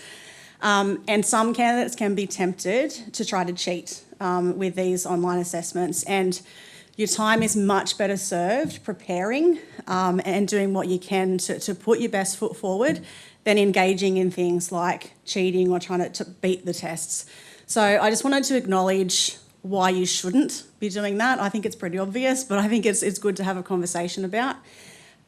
First of all is your own integrity and your professional reputation. You will be asked to come back into our offices later in the process to complete a supervised verification test for the cognitive ability. So if you had someone else complete the test for you or you were assisted in completing the test, that's going to lead to a fairly awkward conversation when you have to come in and do it supervised on your own. And that reflects back on your own professional reputation, really. Secondly, the question banks in a lot of these tests are randomised, so it's very unlikely that two people will receive the exact same questions in the exact same order. So if you're thinking about sharing content or talking to your mate about what questions he got, it's probably not really going to help you. All it's going to do is distract you and have you focusing on the wrong things. So don't worry about what anybody else is doing. Just focus on your assessment and how you can best prepare. Okay, and lastly with this one, I think it's really important to trust the process, trust in your own ability, and just linking everything back to our values again from an integrity and a respect and honesty perspective. What I would say to you is that if in this early stage of the process you find yourself thinking about cheating, I would challenge you to ask yourself why and what that means for your fit to our organisational values as well. But you can prepare, and preparation is not cheating. So everybody wants to be able to put their best foot forward and do things to help them succeed. So my advice to you about what you can do and what you can be spending your time doing is really practicing as many free assessments as you can. There's heaps of online assessments on the internet. I've got a couple of websites up there that have some good ones. They are practiceaptitudetest.com and psychometricinstitute.com.au. I should note you should never have to pay for anything. They're just free online assessments. And you can choose by category. So if you want to practice verbal reasoning and make sure you're clear on the types of questions verbal reasoning might be, if you want numerical reasoning, if you think that's maybe your weakness and you want to practice that, you can choose what sort of tests you spend time practicing. They won't be the test that you're going to be completing, but it will give you an idea of the sorts of questions and the style of questions you'll receive. The other tip with psychometric testing as well, as far with practice, is that the more you practice, it's also about becoming more familiar with your environment as well. So it can be nerve-wracking, it can be stressful. So if you practice completing these tests under a pressurised, timed environment, it can help you calm your nerves when you're doing the real thing. So make sure you're comfortable at your workstation, make sure you've got times when you're distraction-free, make sure that you're comfortable with your equipment and your technology. You know, you've got a good mouse and you can respond to questions quickly. You're not wasting time doing things that you shouldn't be. That's all the things that practice can help you become more familiar with as well, so that it's a little bit less daunting when you decide to complete the actual test itself. The other tip as well is to read as frequently and as widely as you can. So if you're not a big reader, that's something that you can actively do now to help increase your processing speed. So read lots of text that you're not familiar with. Doesn't matter what it is. It can be, I don't know, stuff on Facebook if you want to, but read things more widely. Give yourself a lot of exposure to reading because that will improve your processing speed, which helps with any kind of test that you need to complete. Okay, so once you've completed the online assessments, as I mentioned earlier, you'll also receive an invitation to complete a video interview. Now, this is a new step to the process, so if you've taken part in this application in the past, this will be new for you to complete. So this involves answering a couple of pre-recorded questions. You do it online at home in your own time, own space as well. But it's a really good opportunity for you to provide us with some content on why you want to join Fire and Rescue New South Wales. So it gives you a chance to connect with us a little bit more, talk to us about what your motivation is, where your commitment comes from, your understanding of the role and why you think you're a good candidate, as opposed to just submitting a written application that sometimes can be hard to convey those sorts of things. Okay, so only candidates who have completed all 4 of those assessments and the video interview will be considered to complete. So we'll look at the people who have done those things, and then we will take the highest performers through to the next stage, and that is the physical aptitude test. The responses to the video interview we assess later in the process, and I'll walk you through that when we get to that point. So before I pass over to Mark, a few final tips. Monitor your email. Whatever email address you supply in your application will be our communication avenue with you. So make sure that that's up to date and valid and you're checking it. Take note of deadlines that are in the invitation. So the online testing and the video interview will have deadlines for the time frame that we need you to complete them within. So make sure you take note of those and prepare early. Don't leave things to the last minute. And if you need to talk to us, if you need support, please reach out to the recruitment team early so that we can talk to you about what you need and can provide you with the best support we can. That also goes for any requirements around reasonable adjustments. If you need to have a conversation with us, please do that early so that we can support you. Okay, with that, I'm going to pass over to Mark Gabriel from our health and fitness team, who will walk you through the physical aptitude test requirements.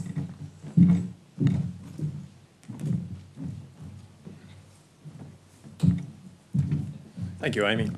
Good evening to you all. So I get the privilege to talk to you about the PAT, and the reason I say privilege, my job is to tell you what the PAT is all about, give you hard, tangible, real measurable information that you can work with, and also a bit about the what or the how you can physically prepare and condition yourself so you're going to get the outcome that you're after. But the reason I say privilege, I probably just get to channel some of the messages, implicit and explicit, that the firefighters have provided you today in terms of the importance of your physical fitness. Can I say PAT herein? I don't have to say physical aptitude test every time. We'll get out of here on time, guys. Very good. So yeah, as you can sort of tell from my opening thoughts, we do take health and fitness very seriously, and I want to kind of frame it this way. And this is one of the main messages I heard from the firefighters, is that no two shifts are the same. It's what they are prepared to do is what they get paid for. And to think of it this way, we do, as a recruitment process, need to provide a level playing field where we have a physical standard that doesn't discriminate. If you can physically get through the task course, produce the work that's required, you'll all be assessed on a day where you're ideally fresh. Then happy days, you progress through the rest of the recruitment process. But to put it in perspective, and I'm not trying to make this sound more sensational than what it is, you might have a shift where you have to do the physical workload of 3 or 4 or 5 PAT tests. It might not happen very often, but that might be the case. You might be a little bit fatigued. You might have had, we are human beings, there's a lot going on in life. There might be a lot of stuff going on in the work dynamic, in the home dynamic, and you bring that to work, and all of a sudden you're having a less ideal day. The person or the casualty in front of you is having a really bad day, and you need to perform that workload of the PAT. So I think that mentality, as you bring it into the recruitment process, will be very useful when our team are out there assessing about several hundred candidates. We ultimately just want to go to the fire station and tell these guys that the next batch of recruits coming through are physically prepared and able to do their job around the truck. So as I alluded to, the PAT, it's a non-negotiable part of the recruitment process. It was scientifically developed with the University of Wollongong to determine that you're physiologically capable to do the inherent requirements of a firefighting role in our agency. It's checking whether you're physiologically safe. So to reduce the time that you need to put up with my voice, I encourage you to pay close attention to these PAT videos. So even re-watch them in your own time on the website. These videos are actually very clear in outlining the safety and competency criteria for each task in the PAT. If you execute these tasks according to the videos, you'll do very well.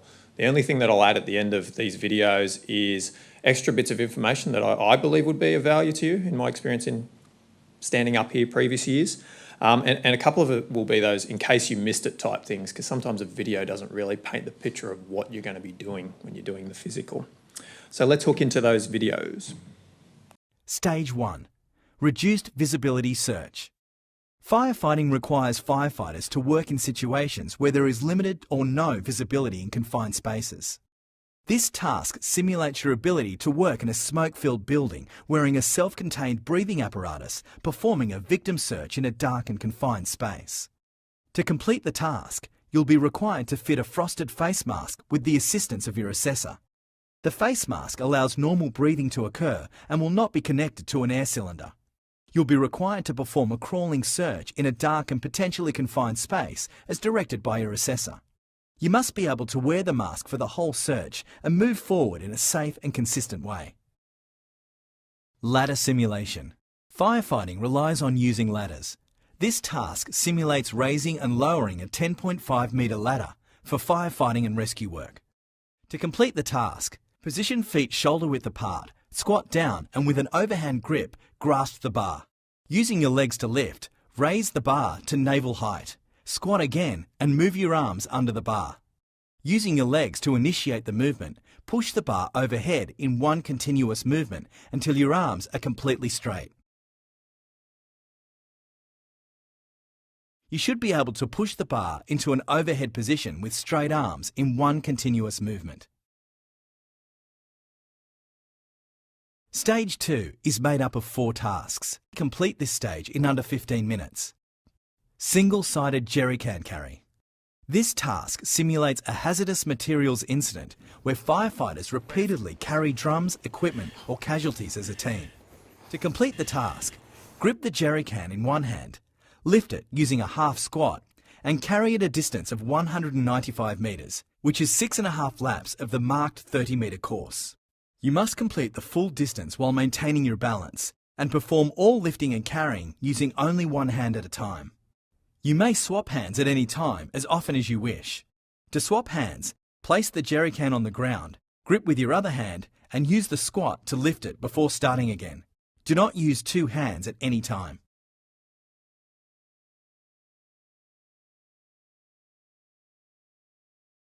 You must not drop the jerrycan, drag it, use any part of your body to support the jerrycan, or use 2 hands to complete the carry. Stair climb with single-sided jerrycan carry. Firefighters constantly have to climb stairs with heavy equipment to perform their work. This task simulates climbing stairs with firefighting equipment. To complete the task, grip the jerrycan in one hand, lift it using a squat and step up and down for 36 steps. You may swap sides as many times as you like.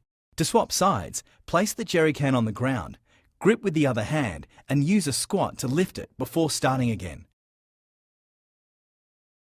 At no time should both hands be used to lift or carry the jerrycan. You must not drop the jerrycan, attempt to use any part of your body to support the jerrycan, or use a 2-handed hold at any time. Rescue tool static holds. Firefighters are required to use a variety of equipment to perform their role. This task simulates the use of a rescue tool in a motor vehicle accident rescue. To complete the task, you will hold a set of simulation spreaders at 3 different heights for 40 seconds continuously, with a 20-second break between each height. Shoulder level hold. Grip the rescue tool as shown. Lift it using a squat or lunge. Ensure you have a firm grip and stable stance. Then raise it to hold at shoulder height and parallel to the ground. Ensure the tool does not rest on any part of your body and hold it static for 40 seconds. Return the rescue tool safely to the ground using a squat or lunge to lower it. There is a 20-second rest before the next lift. Waist level hold. Grip the rescue tool as per the first hold and lift it using a squat or lunge. Ensure the tool does not rest on any part of your body and that your arms are bent and not locked straight. Hold it parallel to the ground at waist level for 40 seconds and then return it safely to the ground using a squat or lunge to lower it. There is a 20-second rest before the next lift. Knee level hold. Grip the rescue tool as per the previous holds and lift them to knee height. Ensure the tool does not rest on any part of your body. Position the shears parallel to the ground and hold for 40 seconds. Return it safely to the ground using a squat or lunge to lower it. During this task, you must not drop the shears or rest them on any part of your body. You should hold the shears parallel to the ground. Repeated hose drag. This task simulates the prolonged dragging of pressurised hose during a bushfire. To complete the task, grip the handle attached to the hose and place the hose over your shoulder. Drag the hose forward, ensuring that your torso is upright and facing forward for the full 30-metre marked course. At the marker, hand the hose to the assessor and walk back to the starting point. This is repeated 5 times. You may swap shoulders with the hose as many times as you wish. If you fall, turn your body side on or face backwards when dragging, you will be stopped and asked to begin that lap again. Your time will not be reset, but will be paused while the hose is repositioned. Remember, should you finish early, you'll not be able to commence stage 3 before 15 minutes. Should you take longer than 15 minutes, you'll be able to progress directly into stage 3. Stage 3. Stage 3 is made up of 2 tasks in under 2 minutes. Fire attack simulation. Sometimes when fighting a fire, there is a thick layer of smoke in a dwelling. This task replicates dragging a hose while keeping below the neutral plane, the smoke layer, in a structural fire. To complete the task, grip the handle attached to the hose and lower your entire body into a crawling position below the 1.25 metre height marker. Advance forward for a distance of 30 metres, which is 1 lap of the marked course. If you exceed the height, turn your body side on or face backwards when dragging, you will be stopped and asked to begin again. Your time will not be reset, but will be paused while the hose is returned to the start. Firefighter Rescue. This task simulates rescuing a firefighter from a structural fire.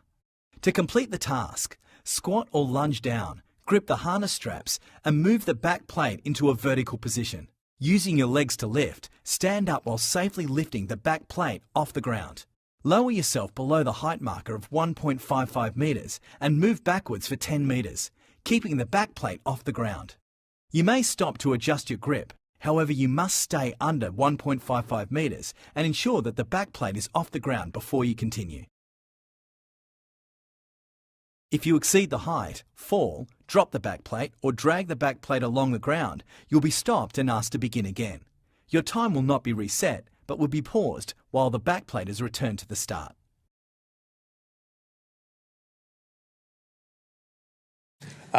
Rishi, looking good in that video, mate. There's two guys here with red shirts tonight that can take any questions if I've missed anything as I work through the rest of this information, guys.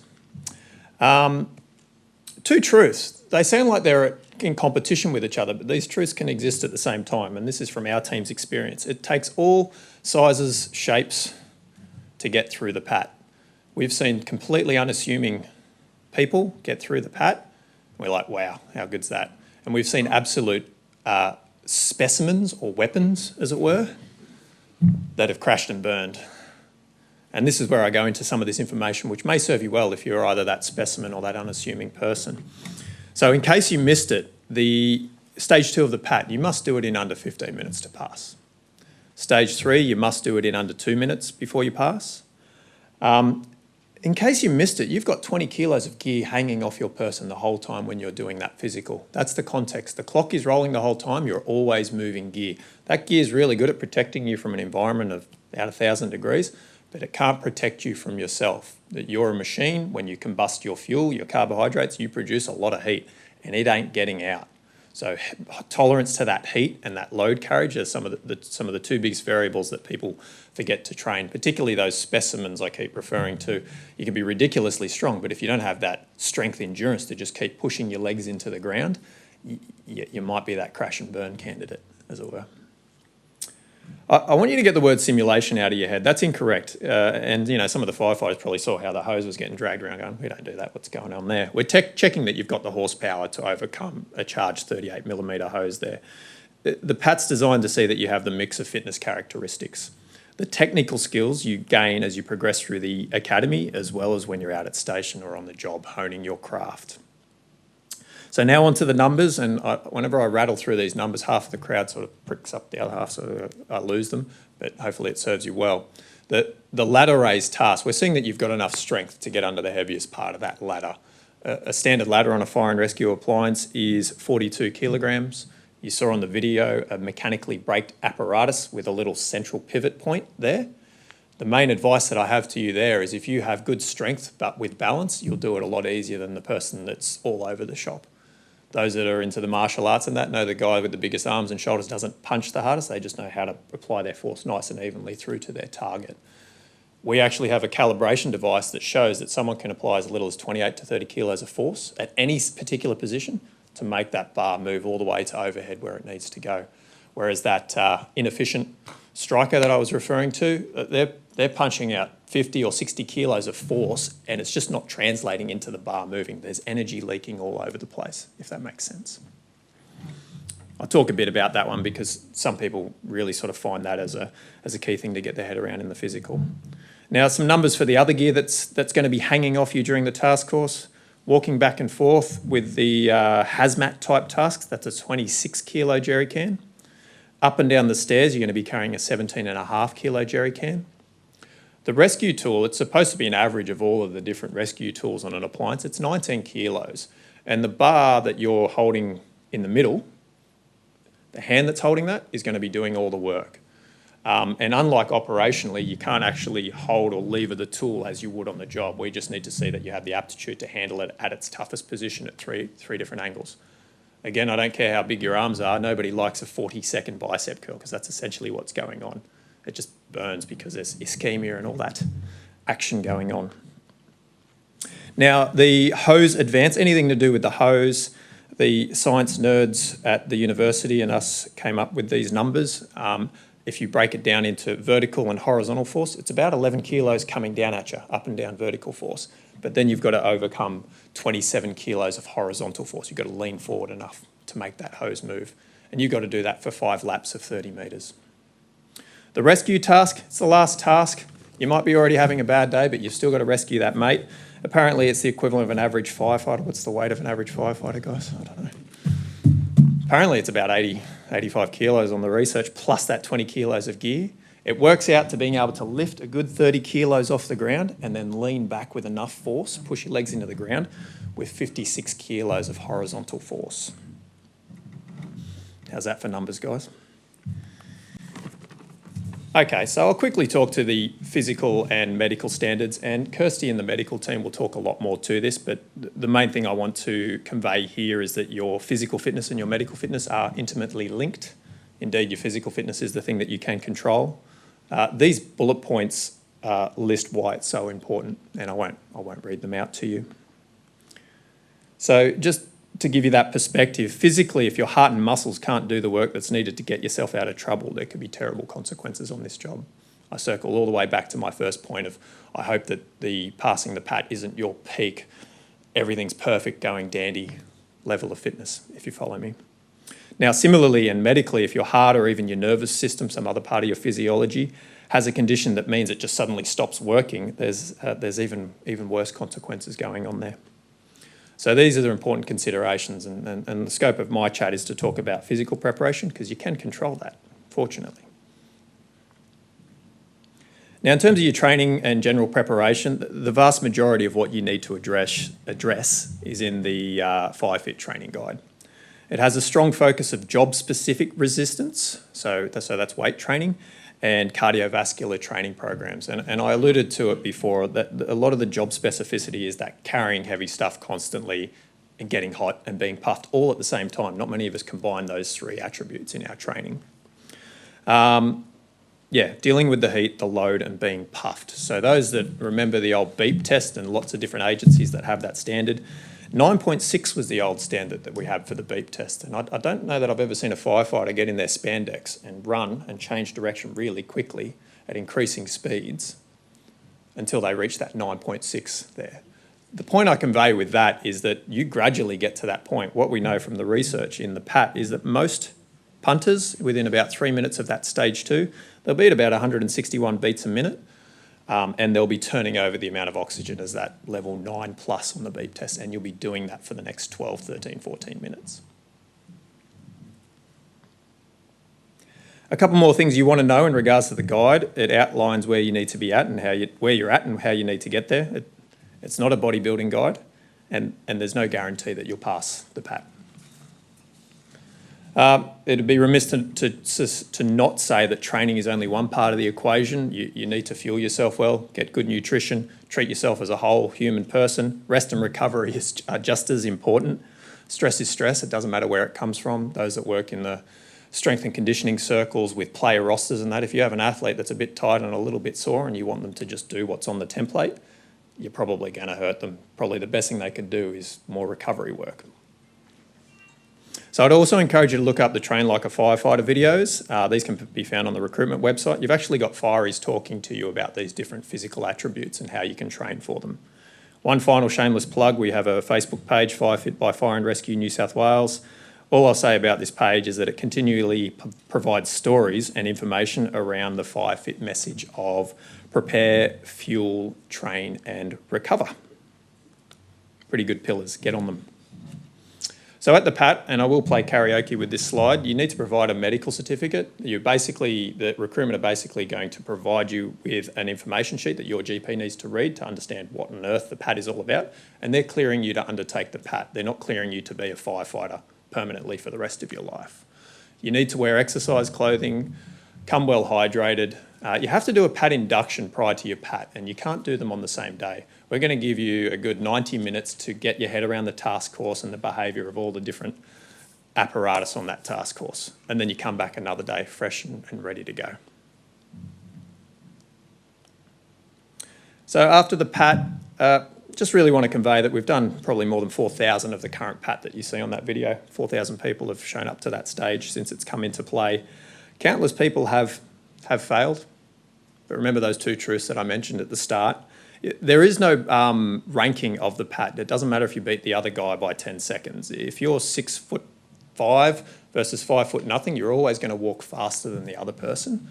You're not allowed to run at any time during the PAT. So just remember it's a pass-fail. And hopefully to tie it all together, the main message that I want to convey to you guys is to show up well prepared and with the right intentions. Good luck.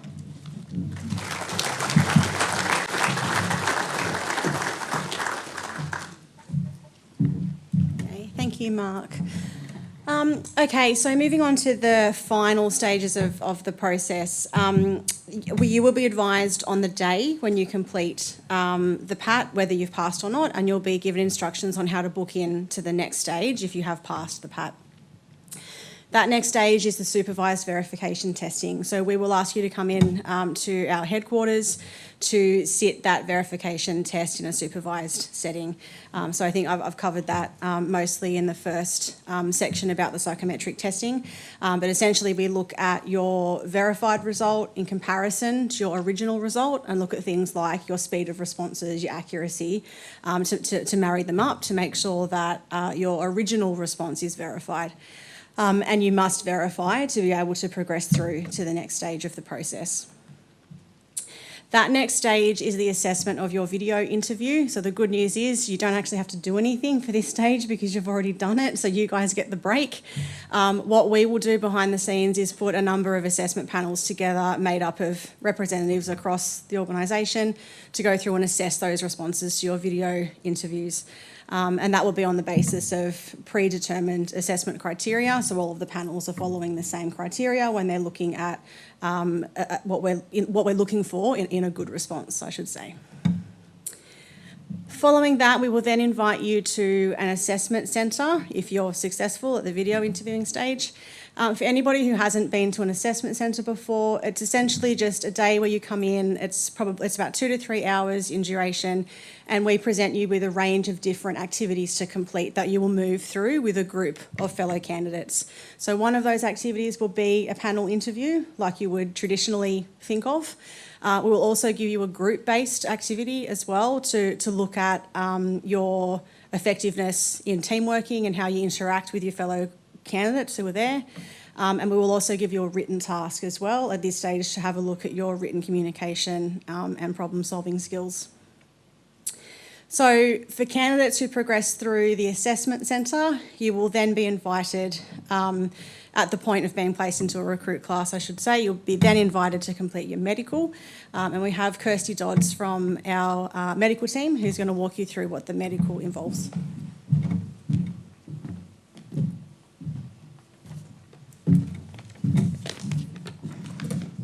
Good evening. I last attended a permanent firefighter information session in 2016 and joined Fire and Rescue New South Wales as a firefighter at Station 001, City of Sydney, in 2017.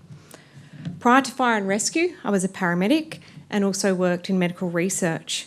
And I'm fortunate to have now joined my previous experience and currently work as an occupational health advisor for Fire and Rescue. And I'm pleased to be able to talk to you all today. So the health and medical team is led by Wendy Phillips and consists of 3 occupational health advisors, including myself and others with extensive experience in nursing and exercise physiology. We work alongside a team of occupational physicians, or OPs, and these are medical doctors who specialise in occupational health, and for those that work in our organisation, specifically firefighter health. If you do progress to the medical stage, we'll be working with you throughout your medical assessment, and there are a few important things that you need to know.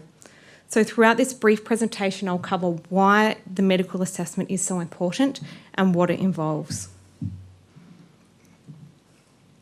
Conditions of firefighting are unique, and the physical, cardiovascular, and mental demands of the job are high. Fire and Rescue New South Wales has a duty of care to individual firefighters, their colleagues, and the public. And subsequently, firefighter applicants are assessed to ensure that they, 1, can carry out the essential tasks without significant increased risk of personal injury or illness, 2, are unlikely to place others at risk, and 3, meet the medical standards for commercial driving. There's no definitive list of medical conditions that prevents you from applying for a position as a firefighter, and we assess people on a case-by-case basis. But we are concerned about conditions carrying a risk of impairment or sudden incapacity that may impact you, the individual, others, and that includes your potential crew and other emergency services, and the community whom we are ultimately trying to serve.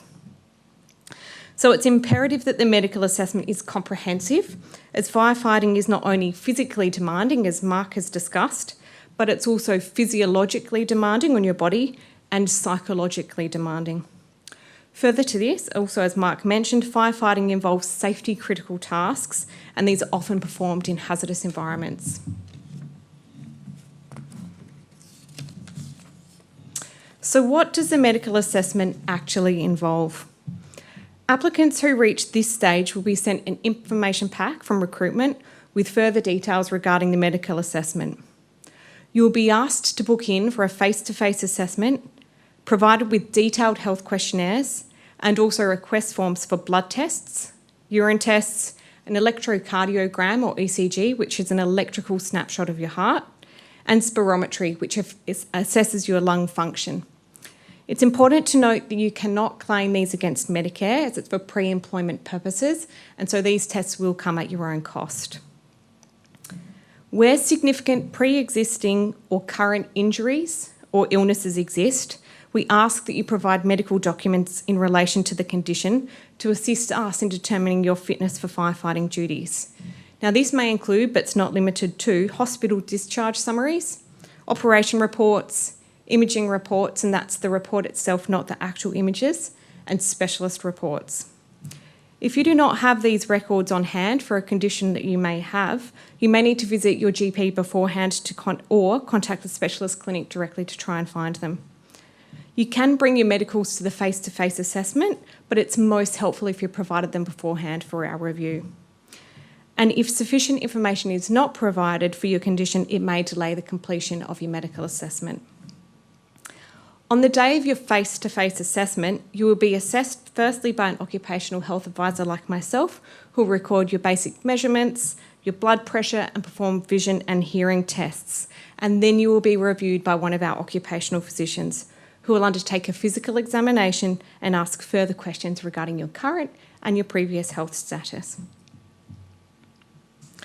All of this information combined, so the questionnaire, the test results that we get, medical documents, and the physical examination, is then assessed by the occupational physician against the demands of our job, where, as I've mentioned, we're primarily concerned about conditions carrying a risk of impairment or sudden incapacity, conditions that could affect your functional capacity to be able to perform specific firefighting tasks, and conditions that could be aggravated or exacerbated by firefighting duties.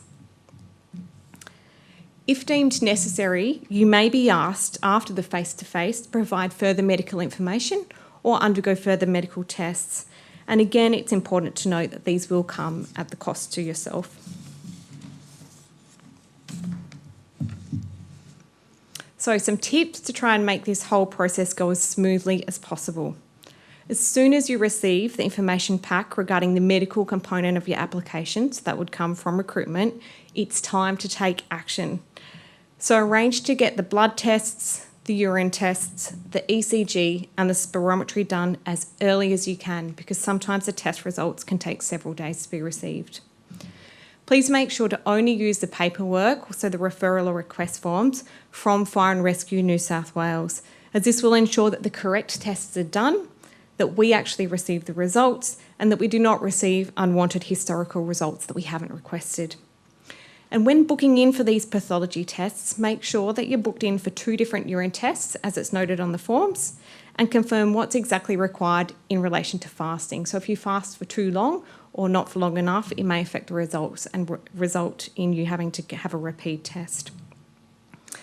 And it sounds simple, but please ensure that you fill out all of the paperwork correctly. So there are a lot of boxes on the questionnaire, and you need to make sure that each box is either ticked as a yes or no, or that there are no blank sections.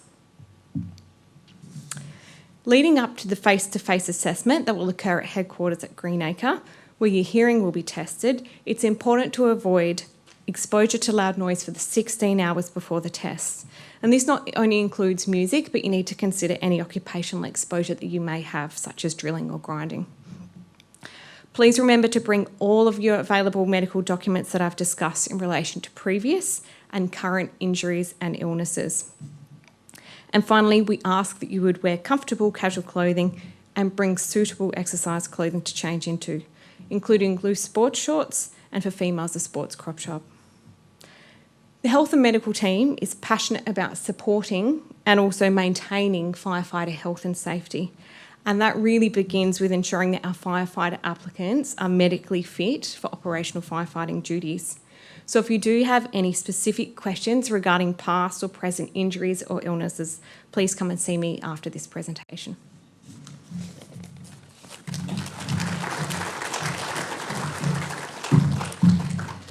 Okay, you're nearly there, I promise. Okay, so thank you, Kirsty. Following the medical, you'll then proceed through to pre-employment checks. So I'm just going to quickly walk you through this information so you understand what's involved.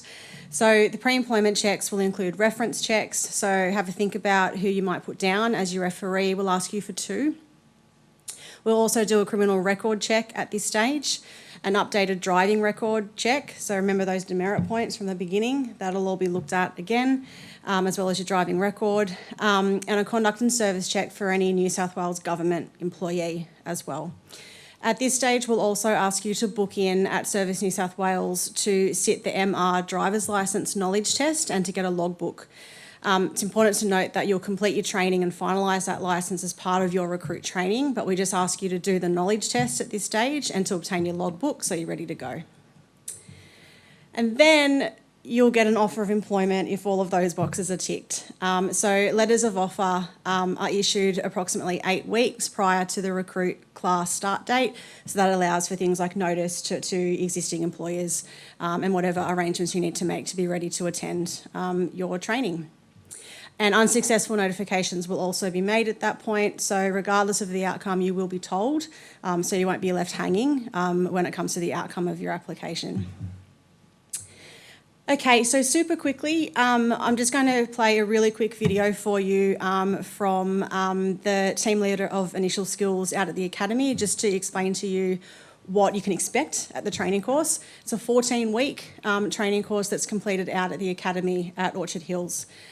So I'll play that video for you from Nick. Hi everyone, my name's Nick from the Firefighter Initial Training Team at the Emergency Services Academy out at Orchard Hills. The Career Recruit Firefighter program is a pretty intensive 14-week program. Most weeks run Monday to Friday, 7:30 in the morning till 3:30 in the afternoon, with a few weeks that will run from 7 a.m. till 5 p.m, just because of the subjects that are running that day. There is one overnight trip during the course, which is 2 nights away to regional New South Wales for advanced driver training. You can expect to be challenged and put under pressure during your training time here with us, because when you're out in the real world responding to emergency incidents, you will be challenged and you will be put under pressure. So we like to get you ready for those environments with a challenging training program. Your training will be a mix of practical skills and theoretical training. It will be challenging both academically and physically, and at times it will be sweaty and dirty. You can expect to take multiple theory and practical exams each week as we cover different topics throughout your training. Look, we make our training as safe as possible, but we also make it as realistic as possible. So there is some inherent risks with what we do. We have great PPE and great instructors who reduce those risks, but what it does mean is that you have to follow orders and the chain of command at all times during your training. Fire Rescue New South Wales expects a high standard of discipline and professionalism when you're here at the Academy. It is an adult learning environment, so we expect you to be engaged and invested in your own learning and be accountable for your own performance as you move through the course. Some of the topics you will study with us are bush firefighting, structural firefighting, car accidents and road crash rescue, working at heights, hazardous materials, urban search and rescue, and community safety. Some of what we're talking about here may sound serious, but we're training you for serious situations.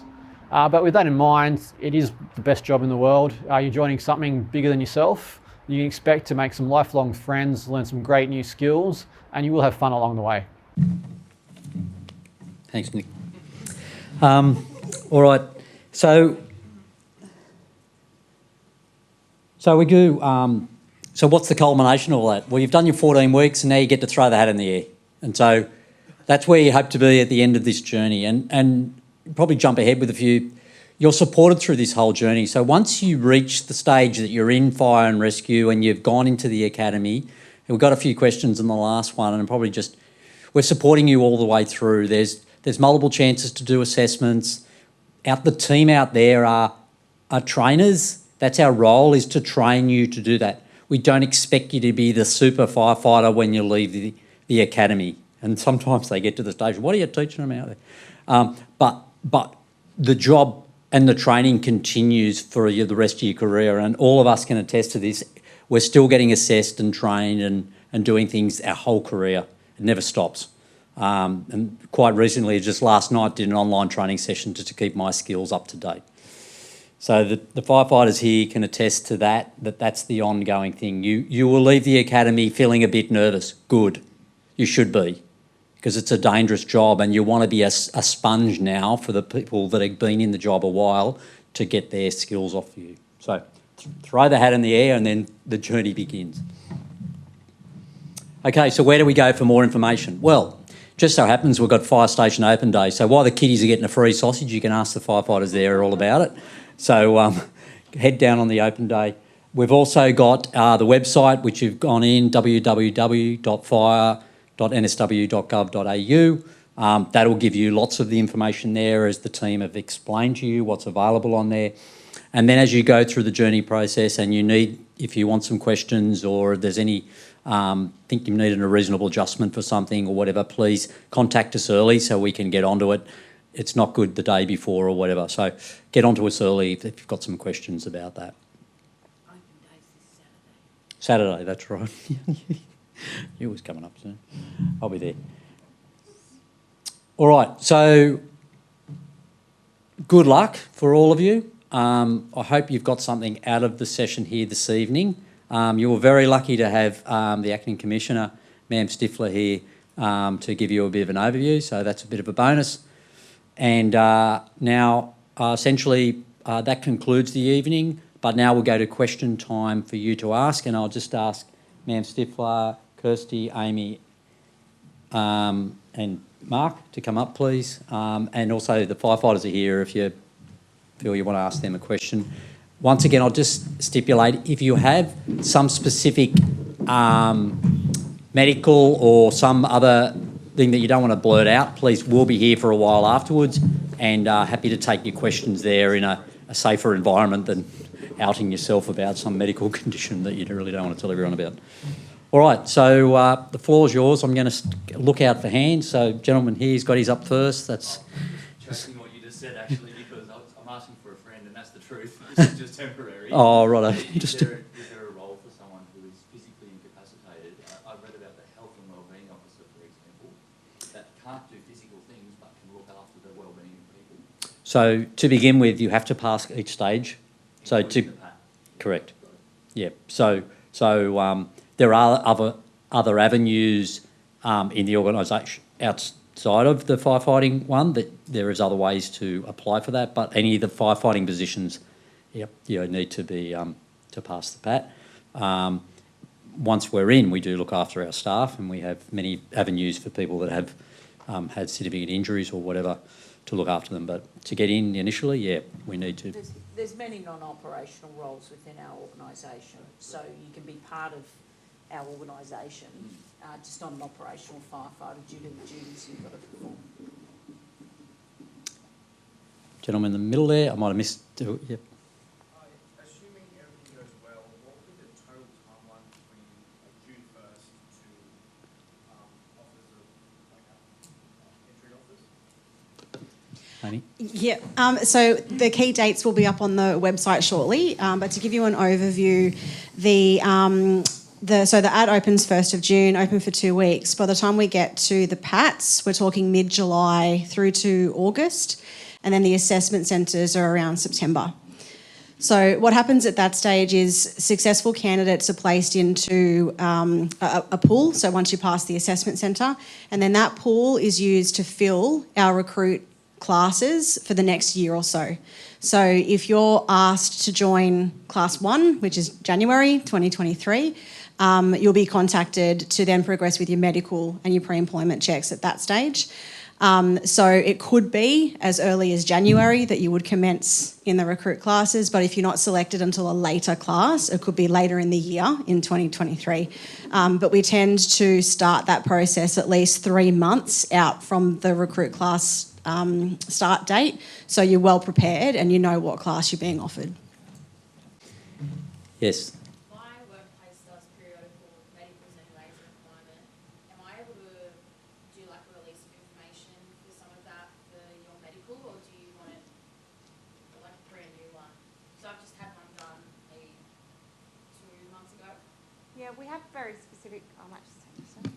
We have really specific criteria so that we can make sure that all of our applicants are able to perform the inherent tasks of firefighting duties. So we would ask that you undergo the full Fire and Rescue New South Wales medical assessment.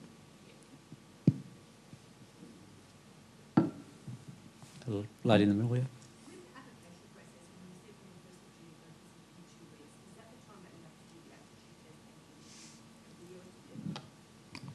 Yes, that's correct. So as soon as you lodge your application, you'll receive your invitation to your online testing straight away, and you'll have 4 days from the time you've received that to complete it. So if you don't lodge your application until later in the process, you'll still have 4 days, but it'll be later within that 2-week period.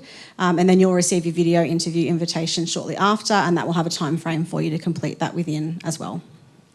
And Amy, I'll just point out, all the way through our career, we continue to do the aptitude testing and psychological testing. I had to do it to get my deputy's job. So you can practice it. So my tip is if you know you're applying 1st of June, you can start doing those tests and just getting into the habit of it. And I still do practice tests, even though I've been in the job a while. So I highly recommend you start practicing as soon as possible. I was the same, just did mine a couple of months ago, so, yeah. Something different. What's your turnover of people? Like the estimated turnover of people, like on a year? We never leave. Very, yeah, it's, attrition rate is till we retire or otherwise expire, yeah,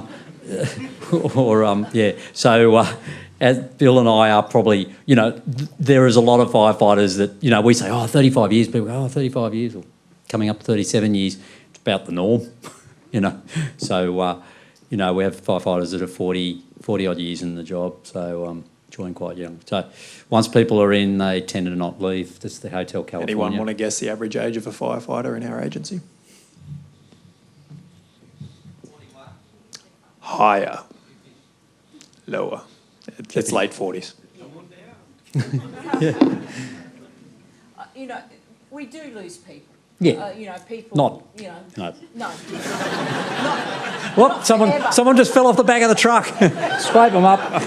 They'll be all right. But people move around in their career. Yeah. I'm an electrician up in Queensland, but people have different career paths. People sometimes get injuries normally playing sport on the weekend rather than on shift. But, there are times where you have to leave. But it's a really small percentage. It's probably the lowest in most industries. Oh, it'd be the lowest in most government organisations.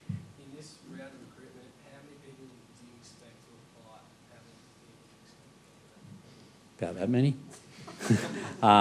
Look, what was it, 6,000 last time? 2020 it was 6,000. Yeah. Like when I applied, it was about 8,000, so it hasn't changed much from that year. Bill would have been the same. I was lucky. It was Oh, yeah, right. You got the gift. They got the gift year. Yeah. Tara, there was probably 6,000, 7,000. 10. There you go. So, you know, we don't really know. There's a couple in the front. Well, look, we're still going through a bit of there's a few little changes happening in the organisation with a few factors, but we're looking anywhere between 120 to 150 positions, something around that. Yep. Taking into account the 8-day roster, two 24-hour shifts, is there opportunities to do more shifts during that roster, or is it? Yeah. So overtime basically is we have a fatigue management policy about how many hours you can do in an 8-day period, but we also it ebbs and flows. So we don't always. There's no guarantee of overtime, but of late, you know, we've had a bit because of differing factors and probably flood deployments and things like that, where we bring additional firefighters off shift to send them away. So we've got enough staff to serve the station. So we go up and down based on incident responses and all that. So there is opportunities, and then obviously different qualifications sometimes can provide extra overtime and things like that. So yeah, but it's not a guarantee of work. When I joined, there wasn't much overtime at all. Maybe because the senior firefighters didn't tell me about it. But anyway, I didn't know there was any for 5 years. But anyway, now it's pretty across the board. We're a bit better. Just to follow up, sorry, how does that work? Is it sort of just making yourself available? Or Yeah, pretty much. You make yourself available, and it's based on the number of hours that you've got banked up compared to someone else that's on the list. So we try and do it so it's all fair. Probably I might even answer a question. I'll do a Dorothy Dixer here. If for some reason you've got someone that's going to be a referee and you don't want that person, like your boss, to know because you're thinking about that, and you know you might get culled a bit earlier than you're expecting, you can provide a differing referee if that's the case. Sometimes you can advise us of that during the process of why you may not have used a supervisor or your direct, but just let us know that, because sometimes it can stand out that, hang on, why wouldn't they have used that? But family members are not as good as someone, even if it's a community-based organisation that you might have volunteered for, like a sporting team or as a coach or something like that, that someone might be able to provide you a referee check and that. So You don't want them to put their mum down? no, mums they don't work very well. Yep, yeah, Germany. Let's say you said the last one was 2020. Hypothetically, how often do you do recruiting takes? Look, generally it's nearly every year. There was a bit of a gap. COVID and a few things caused us a few issues like everyone else.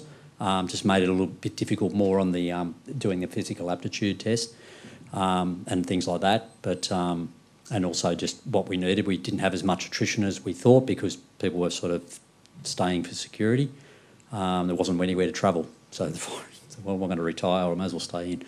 So hence was a little bit of a gap there. But generally it's yearly and based on the needs of the organisation. All right. I might shoot up here as a gentleman at the back easily. Just a quick one on the psychometric testing.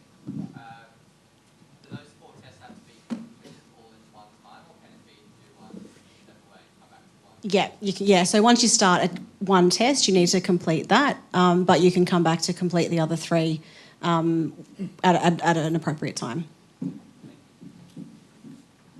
Yep. What happens after you graduate from the academy? What's the next step? Straight to a fire station. Pretty much. We work it out, you know. You have, what's that? Any fire station. Yeah, we work out a fire station, and generally a lot of people probably go around to the city-based, like in the central one in the city of Sydney, or around that area, and then you dry aerate out there. But, you know, we try and find one that is close to either a train one. If you live, say, at Coffs Harbour, for argument's sake, we try and keep you closer to the city where you might be able to catch flights or do that. So we take into a lot of consideration there. But basically, yeah, from finishing at the academy, you're pretty much, we work out a bit of a standoff period, so you're not over your hours, and bang, you're into it. Could be the people have started on the Sunday or finishing on the Friday. So. Yep. During the pre-recorded question interview, how much time do you have in between the question being played and you giving your answer? Not long. It's about a minute or so to prepare, to kind of gather your thoughts and make sure that you're ready.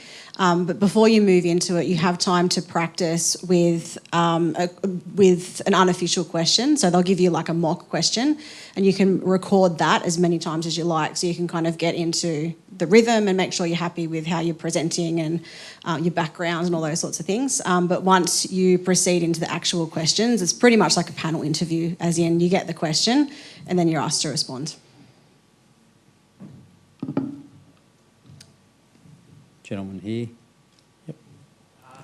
When it comes to being deployed permanently to a station after graduation, how does it go in terms of the odds of you being deployed somewhere far regional, for example, Albury? How is that considered in terms of stationing? Yep. So, and this has come up a few times. We have lists. So basically, you put your name on the list because other firefighters have been in for a while, or maybe waiting for certain stations to come forward, and then they gyrate to that based on where they are on those lists. As I say, that's the current process. It's like the 10, 14-hour roster. That was when we were in. We're now a 24. When my dad was in, it was a 888 roster. So we don't, whenever things are evolving and how processes work, but at the current process, it is you go on, you put your name down based on, I live here, this is where I live, here's the documents to prove that I live there, and then you go on that list. When your name pops up, we ring you up. Do you want to go there? Yep. Okay. So, and it just depends. Albury could be 3 years, could be 5 years. Going to the Central Coast could be 10 years. Going to Broken Hill could be 3.5 minutes. We need you. Come across now. Moree. Yep. Up you come. Yep. Hi, this is just about the cognitive test. When you're doing the test, is it possible to skip over a hard question and come back to it later if you've got time? Yes. Yeah. So you'll have your questions on the left-hand side and you can flag them to come back to later if you have time, which is a good strategy actually. If you're spending too long on one question, maybe flag it, move on, and if you've got time, come back. Yep. One more there. Is there any more after that? One more there. And then if you want afterwards, you can come down and see us, so people that want to get away. So we'll do 3 more and then, yeah. So just in terms of the posting locations, when you're posted to your fire station, are you sort of there for like permanently, or is it a couple of years and then you'd be posted somewhere else? Depends. Like I said, I spent 12 years at Sydney, but don't take that as the norm. So you'll go there for a period of time, and then based on the needs, sometimes, and we'll explain that to you when you go. Sometimes we say, look, at the moment, we know someone's going to move over here in 2 weeks' time, but we're going to post you there straight from the college for a temporary role, but your long-term position will be over here. And when I say long-term, 2 or 3 years possibly, and then rotate. I was a bit of a 3 to 5 years sort of person, and try to get around just to get skill sets, as the other firefighters have done here. You've heard Bill's list of stations, and I think it's important though to note you're not going to be given a station that you think, oh, that's close to home. So you've got to be really flexible. The way Greg and his team roster is about where's the need with your skill set, and it's about servicing community. I used to have a philosophy in my first 5 years is have bags, will travel, because you get exposed to different incidents, different parts of our community, and you just got to be willing to go where the need is in the organisation, especially in your first 5 or 6 years, I think. Yep. 6 months in, they rang me up one night to tomorrow night, you're going to Gladesville from City of Sydney, and pack your bags. Oh, righto, no worries, sir, I'm off. That's where I went. And just kept the journey. But it was the best thing ever, getting whole different perspectives. It's great moving around. We had a question. You had a question? There was someone else. Oh, sorry. Oh, yeah. I'm not too sure if you guys are the right people to ask, but I know the WAFA, they had like Women's Day out at their academy to do the PAT test. The WAFA, yeah. Wanted to know if they were doing any more days, because I know they were doing it in April, but I missed out, I was travelling. Yeah, I just wanted to know if they were doing any more days coming contact, you would have seen it on the WAFA website. Yeah. Yeah, so it's Women Australasia Firefighting Association. Yeah, so, but to me, I'd be going through this process so you consistently. Yeah. Yeah, I suppose I think you're referring to the days where you got to familiarise with the physical aptitude test, bring the FireFit training guide to life. For this campaign, they were the sessions that we could put up in the context of COVID and trying to schedule dates and get resources there. But hopefully I've pointed out lots of other resources that can help you for this campaign. Yeah. There's always the next train too. My question was also Pat related. I was wondering, is there any specific training tips for the reduced vision simulated search? Yeah, that's actually a good question because we didn't speak to it too much. That test is fundamentally there to see whether you, in plain language, freak out. It's not actually testing your operational skill, whatnot. You've got 5 sensors, we take one out of play and we see how you react. It's usually operational firefighters that facilitate that part of the test. They're just seeing that, number one, you don't freak out, 2, you can continue to breathe and you can just follow basic instruction. You know, with my eyes closed, I know that's a chair, I know that's a foot, and so on. And you'll be able to safely get to one side of a room and back. There's no fancy weird obstacles or booby traps or anything like that. That's when we do it in the recruit training. Get the shin pads ready. Anyway. I know that you said that the emails for the recruitment, we get the video interview one and the test separately, or most likely. Yeah. Is there a set amount of time between receiving the email to do the testing that we have to have them completed? No, well, there'll be a set time after you receive the email that you have to have it completed, but that's factored into, what it factors in is the date you receive it. So it'll be, 96 hours or 4 days from the day you've received the email for both. So no set time in between, but that'll all be specified in the instructions that you get. Yep. Are there jobs for trades in fire and rescue, like not just tradies as firefighters, but working on fire stations and that sort of thing, or is it all just the subcontracting? A lot of the we do have we don't have a building maintenance. We do contract some of those out. Our fleet mechanics and some people in our logistics area and all that, we have jobs that come up all the time in there.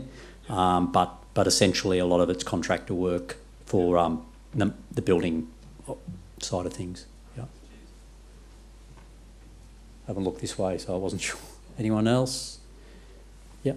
What tests do first-time applicants usually underprepare for? It varies. Some are underprepared for the PAT test, and others, so it's a variety of reasons. The medical bit's probably a bit, you are who you are, whatever's happened to you in your life. Amy, what about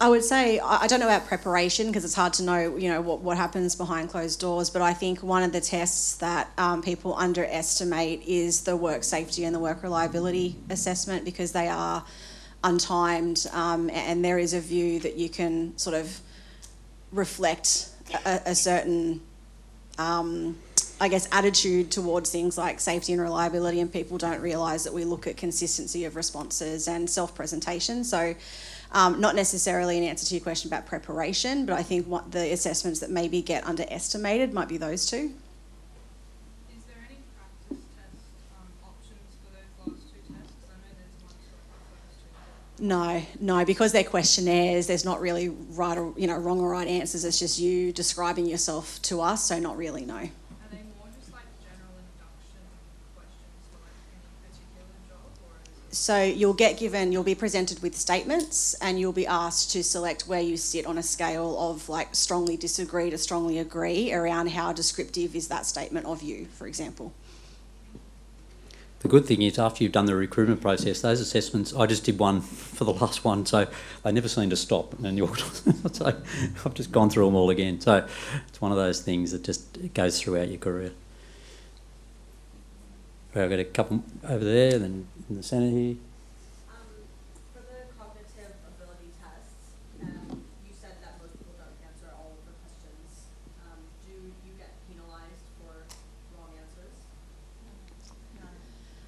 No, you don't get penalised, but you're looking at speed and accuracy as well. So your response speed and your accuracy of response needs to be balanced to really perform the best. Does that make sense? Yep. Someone in the middle. Who was it? Oh, yep.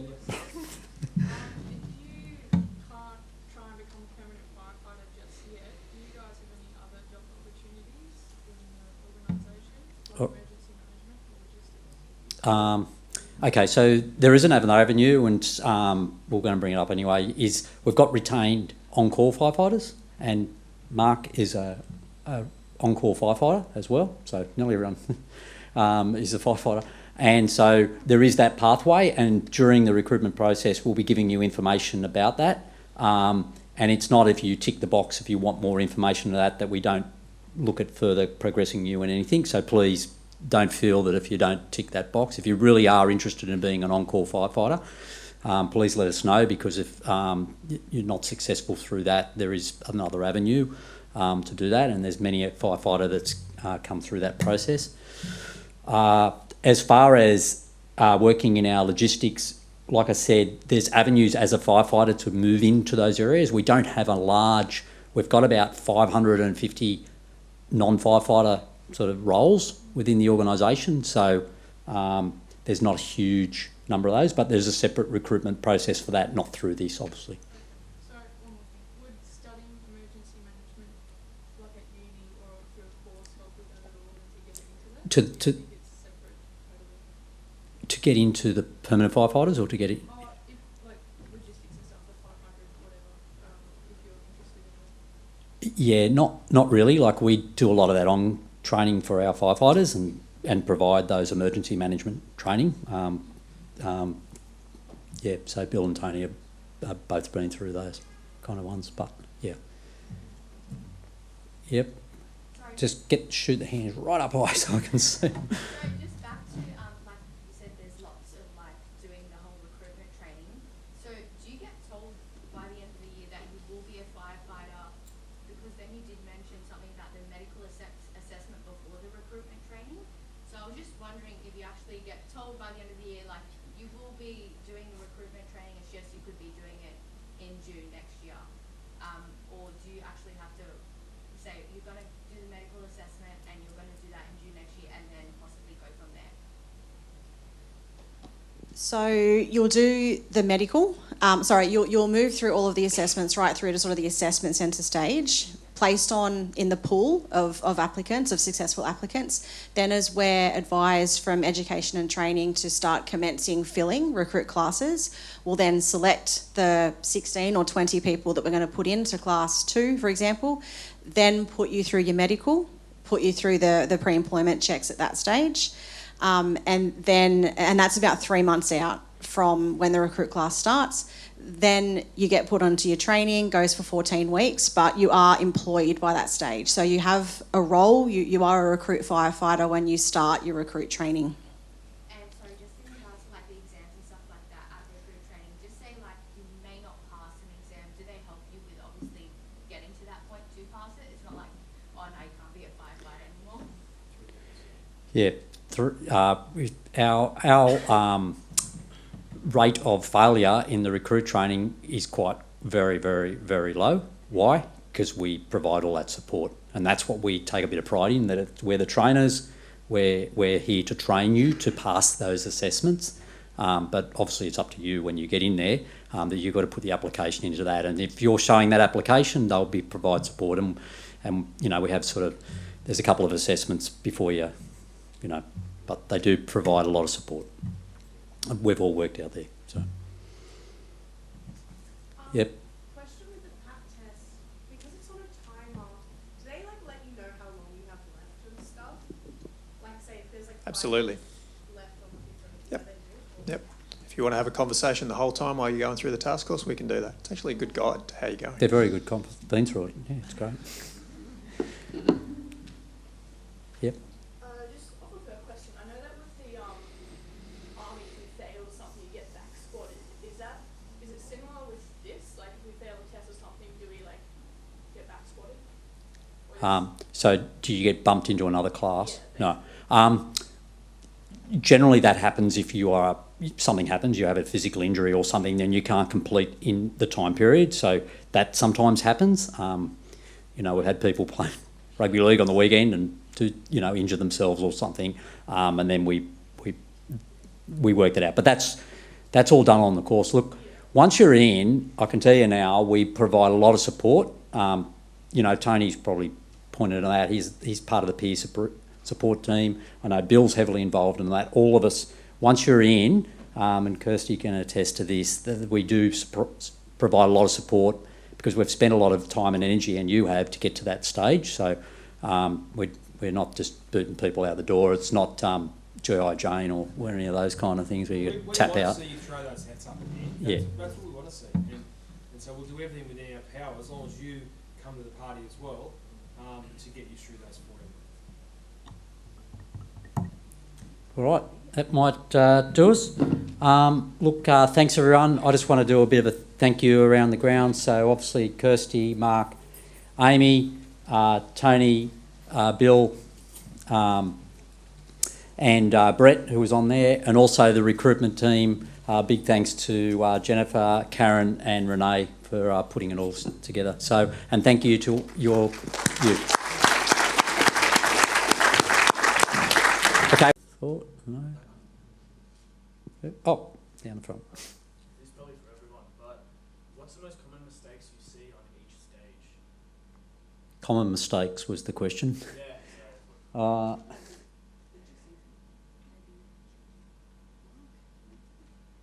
Yeah, I'm just trying to keep it short and simple. Yeah. It's a good question. It takes all shapes and sizes to get through the PAT. You need to know your physical attributes. And here's another cliche, train that weakest link. Because we get guys, and that's a unisex term, who are absolute weapons in the gym, can move ridiculous weights, but they gas out. Or vice versa, people who are absolute endurance weapons, but they don't know how to move that weight around just for 17 minutes, if that makes sense. That's the broad stroke answer I can give you. I think for psychometric testing, in my experience, it's lack of preparation and kind of rushing yourself through that stage. For things like assessment centres, I think that the people who have the best chance of getting through assessment centres, because they're all about behavioural capabilities, is really making sure that you read the question that's given to you or the scenario and think about the skills that we're asking you to demonstrate. So in the team activity, you'll be told what skills are being looked at. So do your research on what those skills look like and how you're going to show them, and make sure that you participate and give the assessors evidence. So if you don't say anything, we can't write anything down. So we don't know anything about any of you. So for assessment centres and those sorts of activities, it's about making sure you participate and get involved and really have a think about what those skills and behaviours look like beforehand, so that you're not trying to do all of it on the spot, because when you're there, nerves, affect everybody, and all of that sort of goes out the window. So I would say that would be my advice for the assessment centre stage. Medically speaking, I'm not going to use the word mistakes, but just maybe one further tip with your blood tests, as I said about the fasting, but also the night before, don't have like a really heavy, fatty meal or sugary meal, that kind of thing, because sometimes your results can actually be falsely elevated for a short period of time. And if you've got results that are outside the normal limits, it's highly likely that we're going to ask you to repeat the blood test. And we don't want to do that, especially if we you know that you could have avoided that by just eating like a normal healthy meal the night before and fasting properly.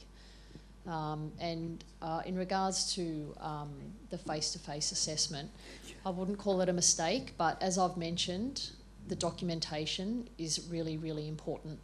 So whatever you've declared on in the paperwork, there's a big table where you list your conditions. What the table is doesn't give much chance for expansion on there, so we're going to be asking you more about that. So for your face-to-face assessment, bring all the documentation, okay?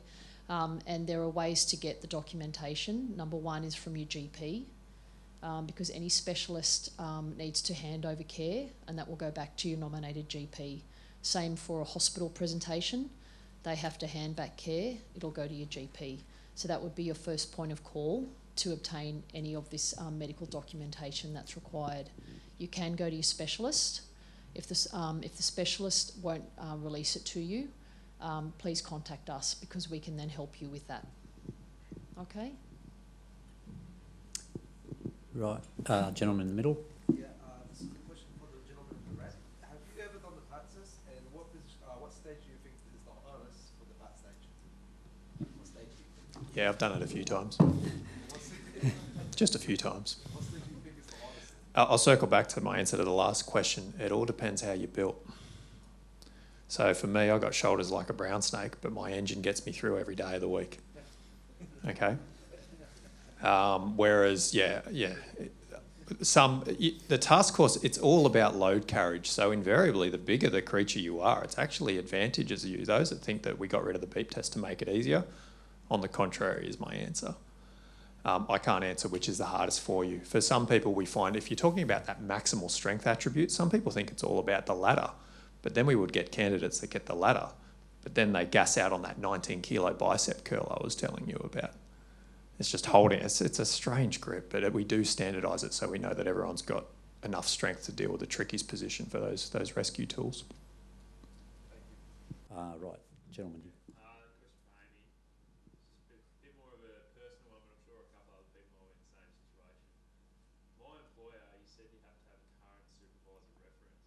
If I was to go to him tomorrow and say, applying for firefighters, can you reference me? He'd probably tell me to have off. So how do people go about going? So I guess, so with your application, a lot of the time people won't provide contact details up front in the application process, and it's more about confirming contact details at that very last stage, and your referee might have changed by that point as well, so that all gets reconfirmed with you. If there's a reason why you don't want to ask your existing employer, there might be some issues there that you're not necessarily confident that it's going to be a helpful reference, There's also other circumstances as well. You can look at referees from sporting clubs. If you've got a coach in a sports club, or you've got someone who can give you a personal reference, or even just your employer previous to your current. There's ways that you can work around it, but that sort of all gets confirmed with you at that last stage of the process. So I wouldn't be recommending you go and tell your existing employer yet either, because it's going to take at least a year realistically until you're at that point anyway.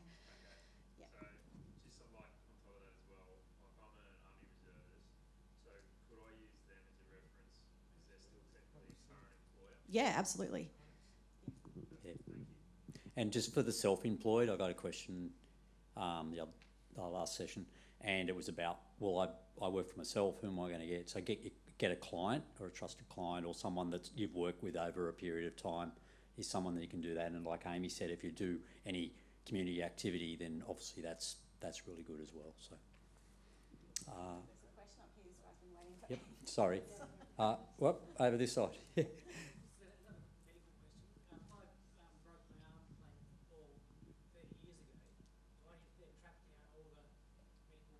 Okay, sure. No, definitely not. We usually ask for documentation for anything within the last 10 years.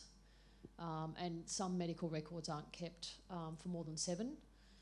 So to answer your question, no, you definitely wouldn't. For that injury, that would just be a declaration on the table that's embedded within the paperwork, and you'd just go through the boxes, and that would be fine, yeah.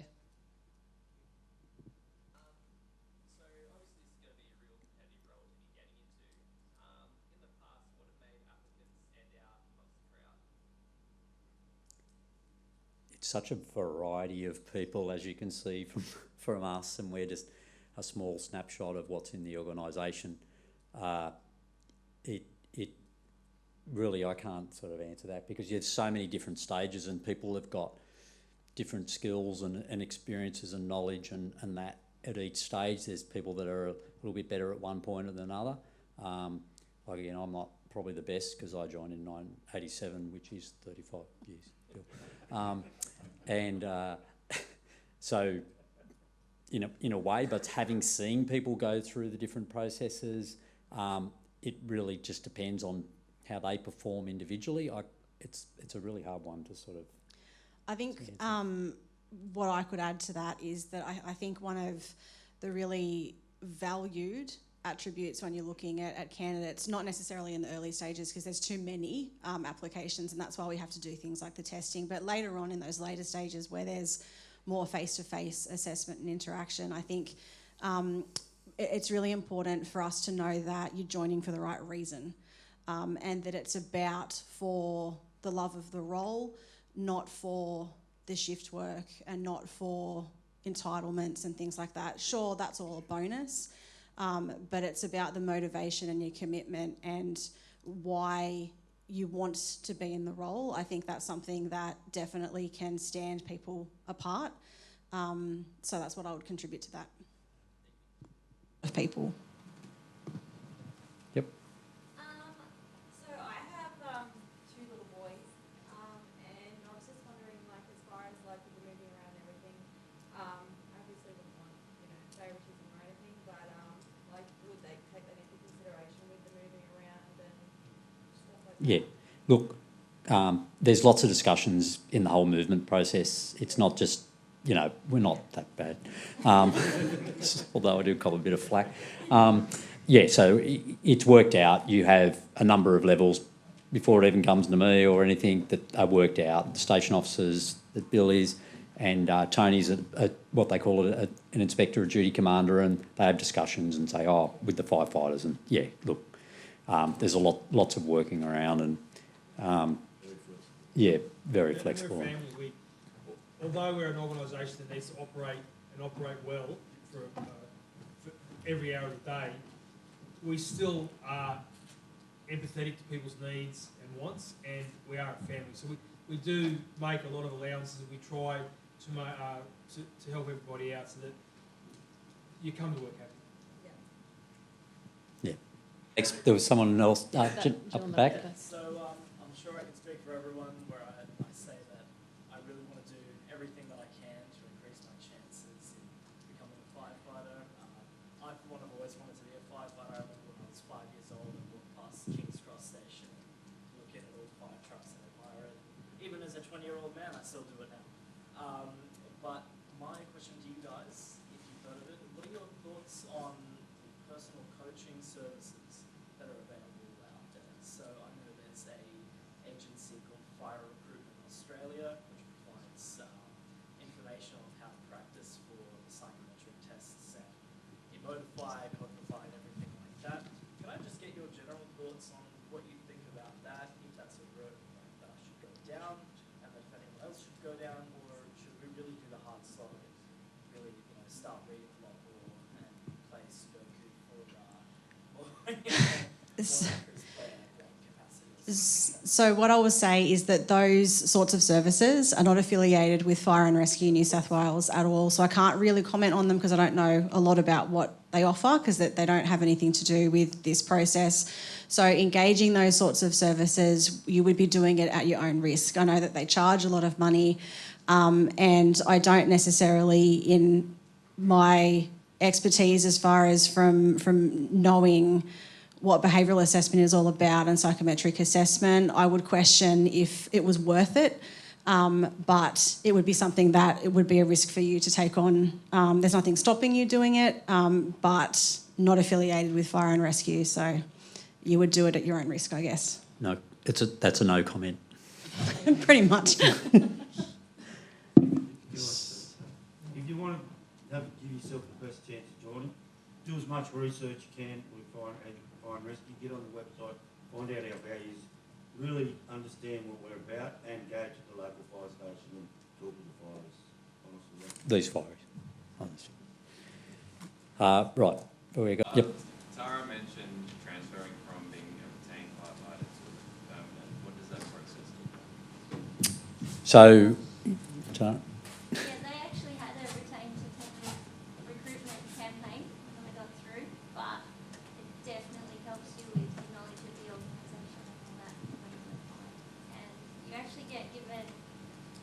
1 year for every 4 added to your time as a permanent one stream. So you already know it, and you know what you're in for, so it actually is a lot. It's quite helpful, but to actually get through it does help to say. Okay, but you go through the permanent, you go through the application process. Like Yeah, everything else. yeah. Unless they do run a special one, which they do every so often. So that was the thing, so it wasn't a one-off when you went through Tara, when you said. No, they've had a few since then. So I remember years ago, the retaining one didn't really, on this website, used to say it doesn't really help you in getting into the fire recruiting years ago as well. There's an evolving situation. Yeah. So we're always looking at better ways. So we'll be honest, we really need a lot of people to work as retained firefighters and on-call. And even through part of this process, you'll probably, if you don't get to certain stages, whatever, we'll be offering you to look at positions in the retained. So majority of those are outside of the GSA, not all of them, but most of them are. There's a few stations depending on where you live, and happy to talk to you about where they are. But like Tara said, it does help in the whole aspect of working out what we're all about and what the organisation is about, and it's a very good thing to do for the community as well. So just with that as well, this year in the application, we're going to ask you if you would also be interested in considering a retained opportunity. So I just want to flag that because we want you to be honest about it. If you say yes, it's not going to stop your chances. We're still going to consider you for the permanent role first. But in collecting that information about you up front, it'll help us, reach out to some people. If you don't get all the way through the process and you are interested in retained and you live close enough to a retained station, then we can talk about other opportunities. There used to be a certain kilometre radius for retained because you're actually trying to get to the opposite Yep. station, wasn't it? Yeah. It started at 10. Yeah. There might be a guy wearing a red shirt on the panel that you could ask about retained stuff. Yeah, there might be come and talk to me after. So Mark's a retained firefighter. You can have a chat. This might be a bit of a silly question, but is there a standard regarding tattoos or anything like that within becoming a fire? Or No. But facial hair is something. What was that show where they said, "Who wants their head carved off?" And the bloke said, "Yeah, I'll do it." We don't ask for the shaved head, but we do ask for the shaved face. So. Special headband and knob, or that keep that in the fire? Sure. Oh, yeah, off, mate. Yeah, it's all about the breathing mask. It's got to sit snugly on.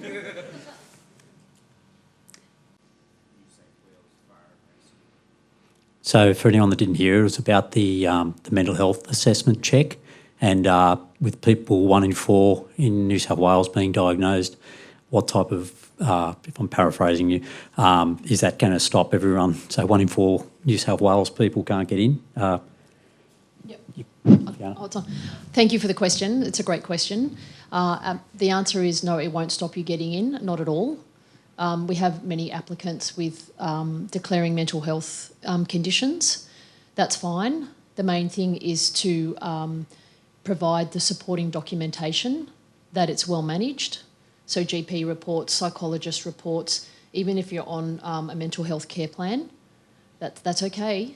We just need for you to provide it to us so that we can review it and put it together in the holistic picture that I was saying earlier that we look at for you. So we don't put more onus on mental health than cardiovascular or respiratory. We look at them all equally, and we certainly do accept people that do have mental health conditions. The main thing to reiterate is that we wouldn't want to put you in any more harm. So if it's a mental health condition that is really similar to what you might be doing in a role as a firefighter, that might be a different story, but it's absolutely a case-by-case basis. And I would still encourage you to apply. Anyone with a mental health condition, still apply, okay? It doesn't mean that you won't be accepted. Does that answer your question? Anything further? Yeah? Okay. Gentleman's mental health question. Are there any physical elements which could hinder your process of getting through, such as reconstructions or previous injuries, short So it was about previous injuries, knee reconstructions and the like, if you didn't hear the question. Yep. Thank you for the question. There are some previous injuries that at the time of assessment, together with the supporting documentation, may deem you unfit. But we would want you to still go through the process and apply to us, because it's very much a case-by-case basis, and that's in those kind of situations, it may be that we ask you to go on and get some further testing. For example, a new X-ray of the joint to see how it's doing at the moment. And we would put that together with all the previous documentation that you've supplied, and we would then be able to make like a fully informed decision as to whether you're going to be fit or not.